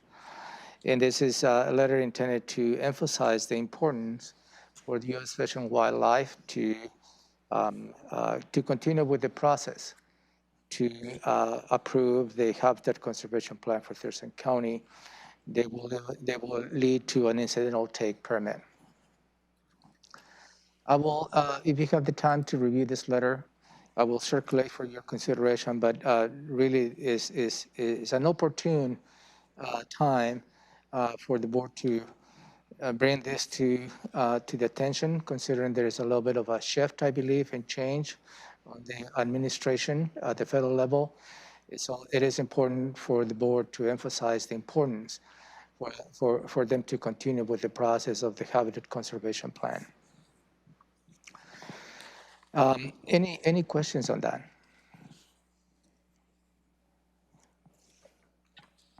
Commissioner Gibb, anything? No, sir. And again, I'll circulate the letter, and it certainly will be up for your review if you'd like to change anything related to that. But the that letter is, in come our again? packet? Yeah, it is included in your packet. Commissioner Edwards? I guess my question would be on this issue. Is this in regard to, I don't know, some stoppage of any activity over at the Department of Interior on endangered species activities? Is that the president maybe was involved in? Is that what we're referring to here? I don't believe so, but Jennifer or Josh, if you can further elaborate on that. So I'll take a quick shot and then hand it over to Jennifer. So this letter is intended to essentially say, we've had a good partnership with your regional office at U.S. Fish and Wildlife Service, and we'd like to continue that process and review. The new presidential administration and the Secretary of Interior, U.S. Fish and Wildlife Service, on other applications are doing a 60-day pause and review. That does not currently include our HCP that's in process. But this is just getting ahead of the curve, saying, if you're thinking about expanding any of those pausings, please don't pause ours, essentially. Okay, thank you. Why, Josh, why does the, I think it was Mazama Meadows you and I were talking about how it was, there was something that we were doing that was paused. And then this one, this piece of it's not. And I'm just wondering what the difference is, since the Mazama Meadows thing's been going on longer than the draft HCP submitted. Yeah, good point. Two different paths, but that would be great for Josh to explain the Mazama Meadows versus the HCP. Yeah. You want me to do that? Yeah, please. Okay. Well, again, I'm going to take just a brief shot and then Jennifer jump in. So the Mazama Meadows is a mitigation site that was purchased by the county with the conservation futures back in 2015, I believe. And once we get the habitat conservation plan approved and all the processes that are part of it, that'll be where people can buy credits for a certain species of the Zamba pocket gophers. But it's got to go through approval in the U.S. Fish and Wildlife Service's solicitor's office. And currently the solicitor's office is working to review Washington state law and how we have crafted our essential bank and mitigation process with the CNLM. Center for Natural Lands Management. And so separate issue from the please don't pause us, but definitely another one that we're continuing to bird dog, as it were, to try and help the federal solicitor understand our state law and how it applies to our local HCP. Helpful, Jennifer? Anything more? I think you explained it well. Yes, these are two separate projects and processes, but they are subject to the scheduling and the momentum and the pace of service performed by the U.S. Fish and Wildlife Service. So the purpose of the letter before you is really focused on the larger HCP project and making sure that momentum continues on that project so we can meet all our anticipated deadlines for getting our incidental take permit toward the end of this year, beginning of next year. Could I think where I got confused was that just as a follow-up on that, where I got confused was the issue with Mazama Meadows isn't related to President Biden's 60-day pause. It's a separate issue that we're dealing with. Correct. Okay, well, that clarifies that. Commissioner Edwards, you had a question? I just wonder, just glancing over this quickly, would it be worth, the date that you have in there is, we've been working on this since 2013, which is true, but maybe to include in that first sentence or that first couple of sentences that this is the fourth presentation of an HCP, and our fourth and now possibly our final one, kind of to show that, you know, we've been pushing along on this, trying to get the job done, and gosh, this is our fourth presentation, our HCP, to move forward, and we would hope you would continue with that process so that we can get on with serving our citizens, or I don't know, something like that. That's all I'm. Good point. I will add something related to that. Yeah, good point. Is that okay? Good for me. Yeah, this is related to the fourth draft. Yeah. There you go, whatever, however you want to do it, politely, and try and entice them to help. Yep. Great. Anything else on this, Josh? I do have another item related to this. Okay. And at this point, the preliminary plat process is a little more complicated. And maybe Brett can help us navigate through the complications in a very high level. But at this point, what it does, the preliminary plat approval cannot move forward because of the constraints that we don't have an HCP. And that is really putting a pressure on some of the developers that like to move forward, at least with the preliminary plat approval. So staff, Josh and Brett have developed a strategy, which I think is worthwhile for the board to hear what that strategy and proposal is to allow those preliminary plats moving through the process so we don't have to wait until the HCP is approved and ready to go. So that's really the umbrella, and I ask Josh and Brett to come and just explain to the board that we'll continue to explore areas as to how we can help the citizens, as well as we can help the developers to move forward within the process and not having to wait until the HCP is approved. So it's a little bit of a combination being innovative, having come up with new ideas that at least those individuals involved within the process continue on their journey. Josh, Brett? Great. Thank you, County Manager. So let me back up just a little bit. So you've seen Jennifer Davis, our community planning manager, involved in a lot of these conversations around the HCP, the Habitat Conservation Plan. If you remember, the goal is to receive an ITP, an incidental take permit, after that HCP is approved. So once the federal government approves the plan, then we're hopefully going to get the ITP in the first quarter of 2022, around that time frame. Right now, we're in this transitional period where Jennifer has been really heavy in the planning portion of it, but we're transitioning to where the rubber meets the road into Brett's group and actually giving those permits to the citizens that want to build in 2022. But in that kind of transitional period in 2021, there are applications that have been stuck in the past because we didn't have an HCP approved, but CPED has worked with U.S. Fish and Wildlife Service and with our legal department, and we've relayed that during this transitional period, now that we have at least the approved process taking place during this year, we're going to start finding pathways within our code and ordinance to help those applications that previously would have been stuck because they have gopher soils. And so what you're going to hear over the next couple of months over this year is this kind of transition from the plan to the actual action that's happening in Brett's group. And this is one of those. This is a conditional preliminary plat approval. And essentially, and Brett, I'm going to give it a shot and then you take over if I miss something. A preliminary plat is essentially an applicant comes in with a map and says, here's the land I have. Here's where I want to put the lots, the houses. Here's where I'm thinking about putting the roads and the infrastructure and the water systems. Will you please approve this map? That's the preliminary plat. The plat is the map. And then once we approve that map, our three different departments, CPED, Public Works, and Public Health, that developer can take that approved plan and shop it around to get investors and get the process going on the building. So no ground is actually broken.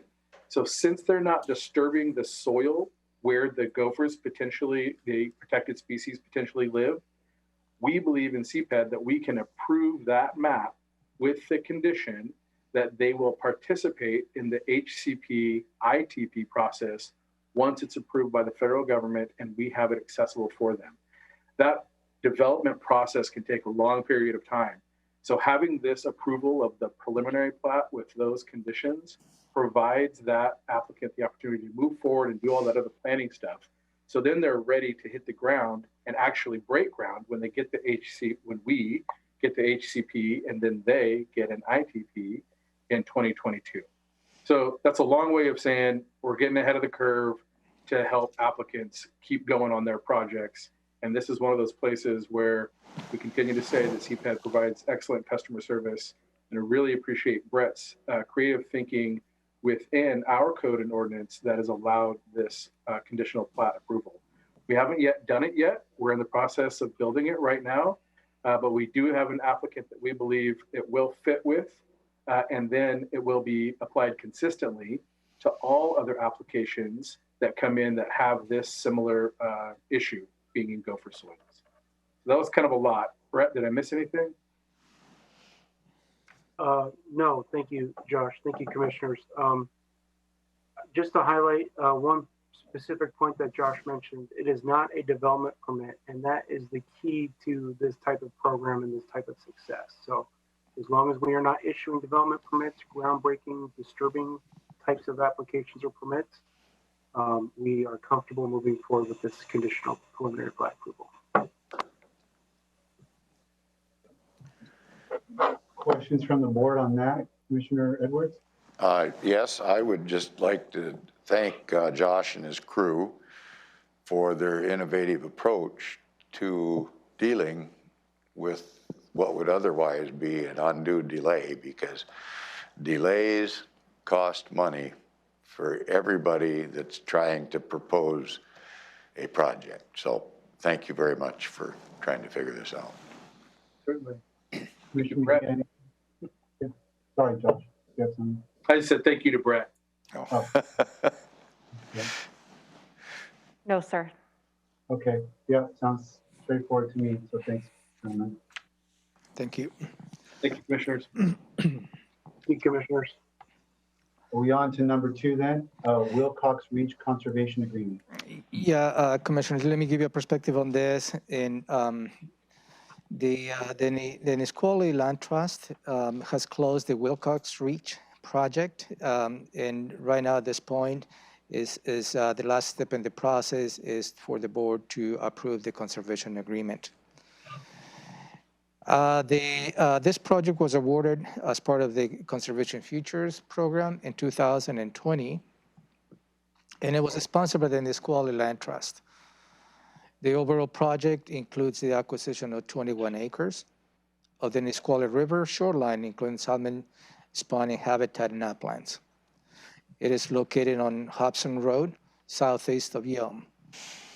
The Conservation Futures application estimates included a cost of $270,375 as an overall purchase. The Conservation Futures awarded by the board, it was on $155,375. This is the last step in the process. I'd just like to make you aware that I will be circulating this conservation agreement for your signature and execution, and that will be the last step in the process to conclude the purchase of this 21 acres. Andrew DeFovis is the one who manages the Conservation Futures program and is here to answer any questions or provide additional information. Any questions on this item from the board? I guess the only question I might have is, this is something we discussed earlier and made a determination that we were going to support and expend dollars on this, right? Yes, sir. Yes, sir. Okay. Thank you. Commissioner Mejia? Commissioner Mejia? No? I Okay, do. thanks. I do. Just Yeah, oh, sorry. Go ahead.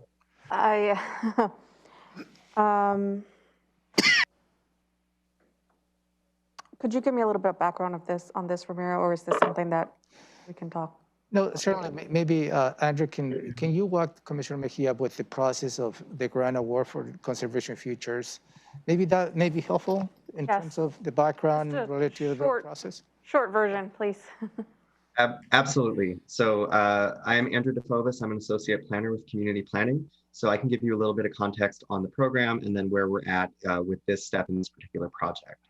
So Conservation Futures is a land preservation program for the protection of open space, habitat areas, farm and recreational land. Under that program, land is protected either through purchase or placing conservation easements on properties. RCW 8434 is what authorizes the program and authorizes the county to collect a tax levy to fund these purchases. And Thurston County has been doing that since 1989. The program Fast forward to now, the program is run similar to an annual grant program. So applications are made by eligible entities such as a land trust or a city government, and then a ranking committee that is made up of volunteers from citizen advisory committees and technical agencies will review and rank these different projects and make recommendations to the Board of County Commissioners, who ultimately makes the funding decisions and staff can administer the program. So after the funds are awarded, a project sponsor, in this case, Nisqually Land Trust, they'll move forward with the project. They'll perform any due diligence items that they need to do that go along with any real estate transaction, such as an appraisal, surveys of the property, all those sorts of things needed to bring it to a close. The county typically, we don't get involved in any of the real estate transactions themselves, but we do execute a conservation agreement with the project sponsor to make sure that we're protecting the county and the public's interests. And that's the step that's before the board today. So essentially, this document serves a number of purposes. It identifies the property in question and discusses the conservation values that it contains. It also states the amount of the award and outlines what uses are going to be allowed on site moving forward, and provides the county with the ability to enforce protection of those conservation values if there's any harm that is occurring on site or found to be occurring in the future. And it kind of sets the rules of the road for resolving any other conflicts that might arise in the future. So Ramiro gave you some background on this project itself. So essentially, that's all I had to say for context. We're at a normal step in the process for a fairly routine projects as far as these things go. So I'm happy to answer any additional questions you may have. And you will also, the whole board will receive more information about this program later this year when we come back with this year's round of applications. Could I just comment on something? Go ahead. I think Andrew gave a good breakdown of what's going on there, but the Nisqually Land Trust Group has been in existence for, I don't know, a long time, 30 years or something, I think. And they've acquired a lot of property through this process to kind of protect the river, protect the environment. And this is just one small piece of that. I don't know, Andrew, if you know how many acres that they've finally got locked up in this whole run, but it goes all the way up into the Michelle River and all around the place. So that might help, Commissioner, if you knew that. I don't know off the top of my head, but I can share the application that was made that includes maps of the region and shows the amount of acreage they have under stewardship. I know it is a significant portion of the watershed currently protected by this group and others, but you're right, they do the entire Nisqually River watershed, Thurston and Pierce counties, and they've been active for many, many years, buying up land and protecting it for perpetuity. Thank you. Yeah, I don't want to misstate it, but I've heard in presentations by them that they've got the most percentage of the riverbanks protected, of any, Western Washington. I don't exactly want to state it wrong, but it's a very impressive amount of percentage of the river that they've been able to place in conservation. Maybe additional information, Commissioner, for Commissioner Mejia's benefit. This related to the conservation future funding itself. And we get allocations from the property tax. And back in 2017, the Board of County Commissioners didn't have stopped the conservation future grant funding process. And in an attempt to build some capital to make sure that we have the ability to purchase land related to the Habitat Conservation Plan. So that occurred for a couple of years.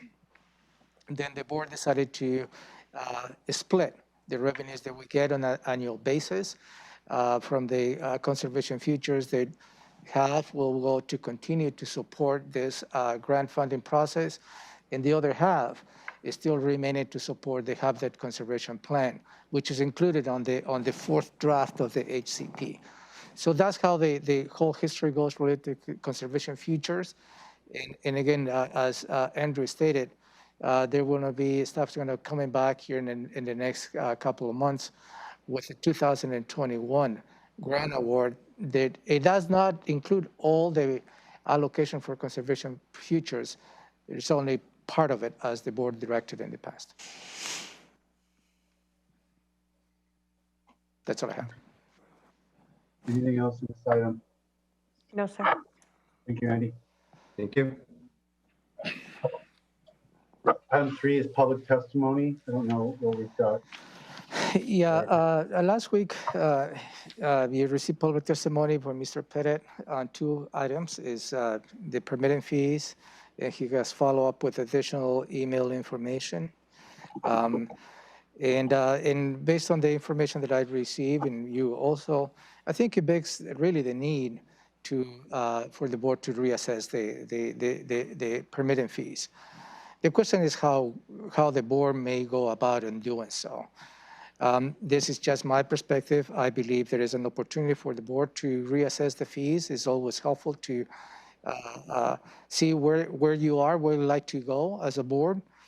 And in fact, to that effect, you did approve a fee study as part of the 2021 budget that included the 3 elements: the CPED, Public Health and Social Services, and Public Works, because all those 3 departments charge fees in terms of the development, through the development process. So just to give you a perspective, staff has already, from the 3 departments, already started working and developing the scope of work. They will lead to a request for proposals that will take us probably a couple of months. And then we'll secure a consultant, and we'll bring the item for you to authorize the request for proposals. And that consultant will go through the fee study that will take probably 4 or 5 months. Hopefully we can finalize this before you start considering the 2022 budget. So that is the intent of that. But also I believe it is helpful, and I'm going to be working with the staff to have a briefing to the board as to how the current fee schedule is in place.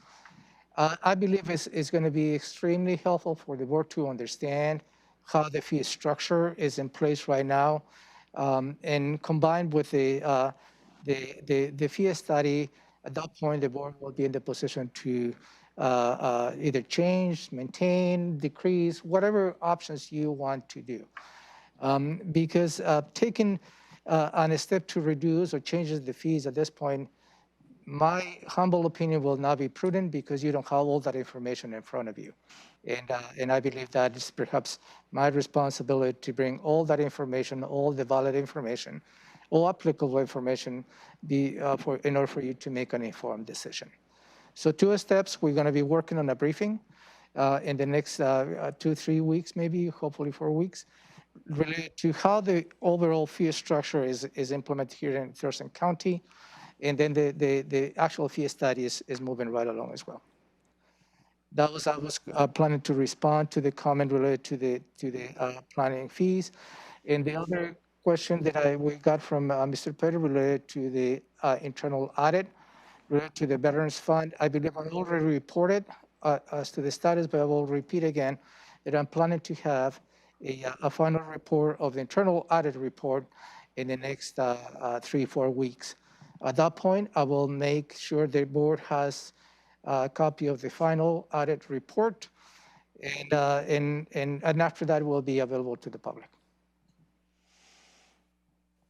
Okay, so I have another thing, but before I get to that next item, let me ask the board if they have questions on that piece that Ramiro just laid out regarding the fee structure and what the approach is.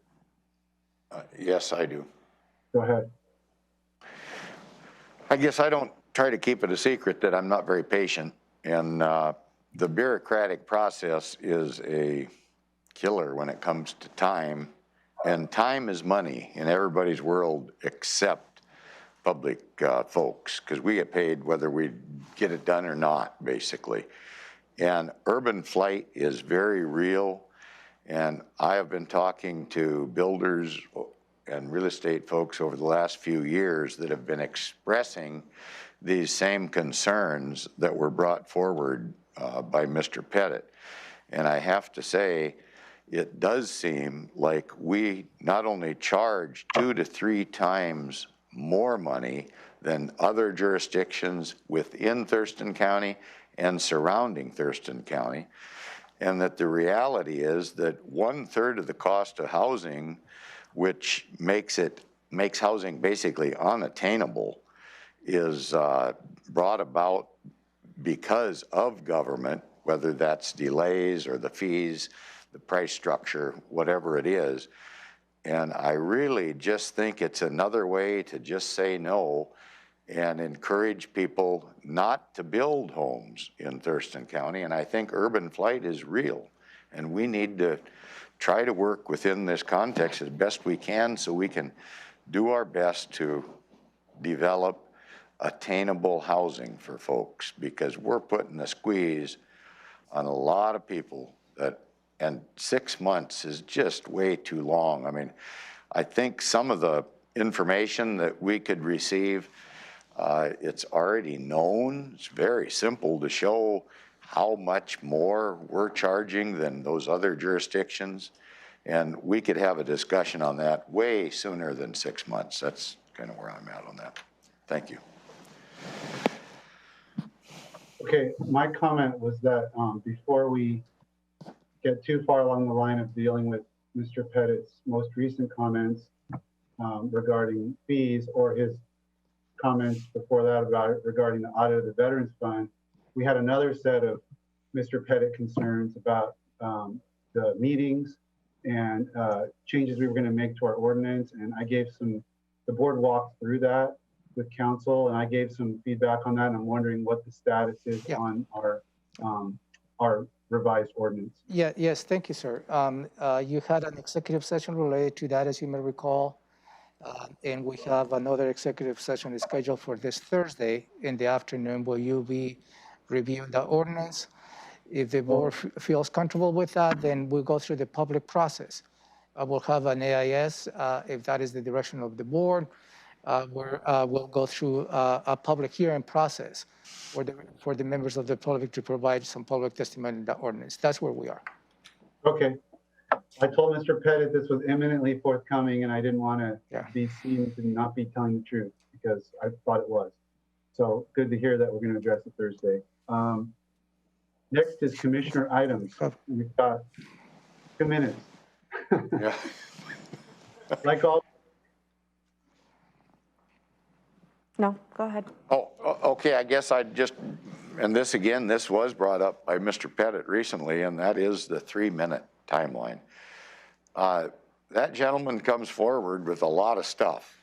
It isn't always all relevant or things that we can change immediately, but boy, 3 minutes just does not seem like enough fair time. It'd be different if we had 20 people lined up to testify about different issues, or a particular issue, or a lot of different issues, but that seems to never be the case. And it's almost like we're inhibiting free speech by squeezing that time frame down. And I don't know, maybe we could take a look at something like 5 minutes for a while and see how that works. And if we get too many people coming in, then maybe rethink it. But I just don't know why we restrict citizen input into our government activities as much as we do.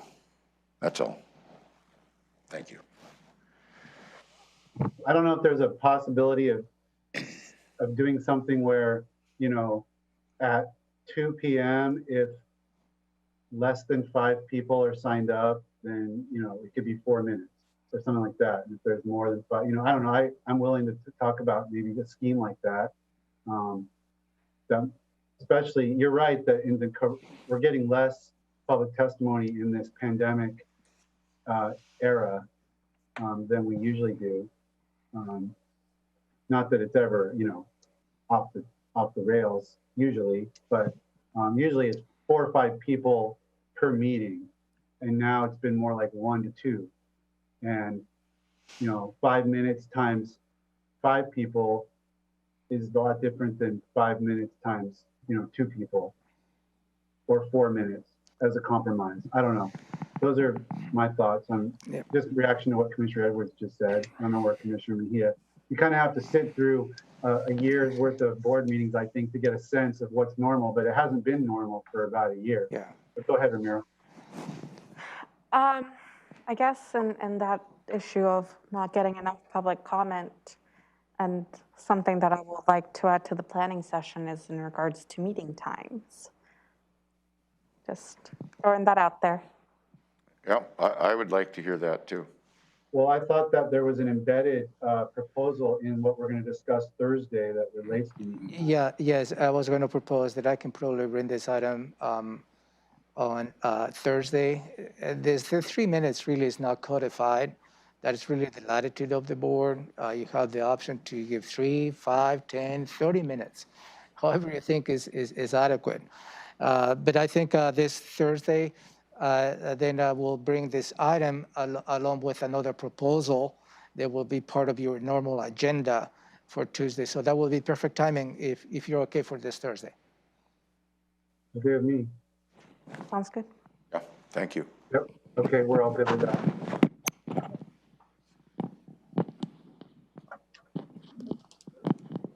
If there's nothing further, I would propose adjournment. Does anybody have a?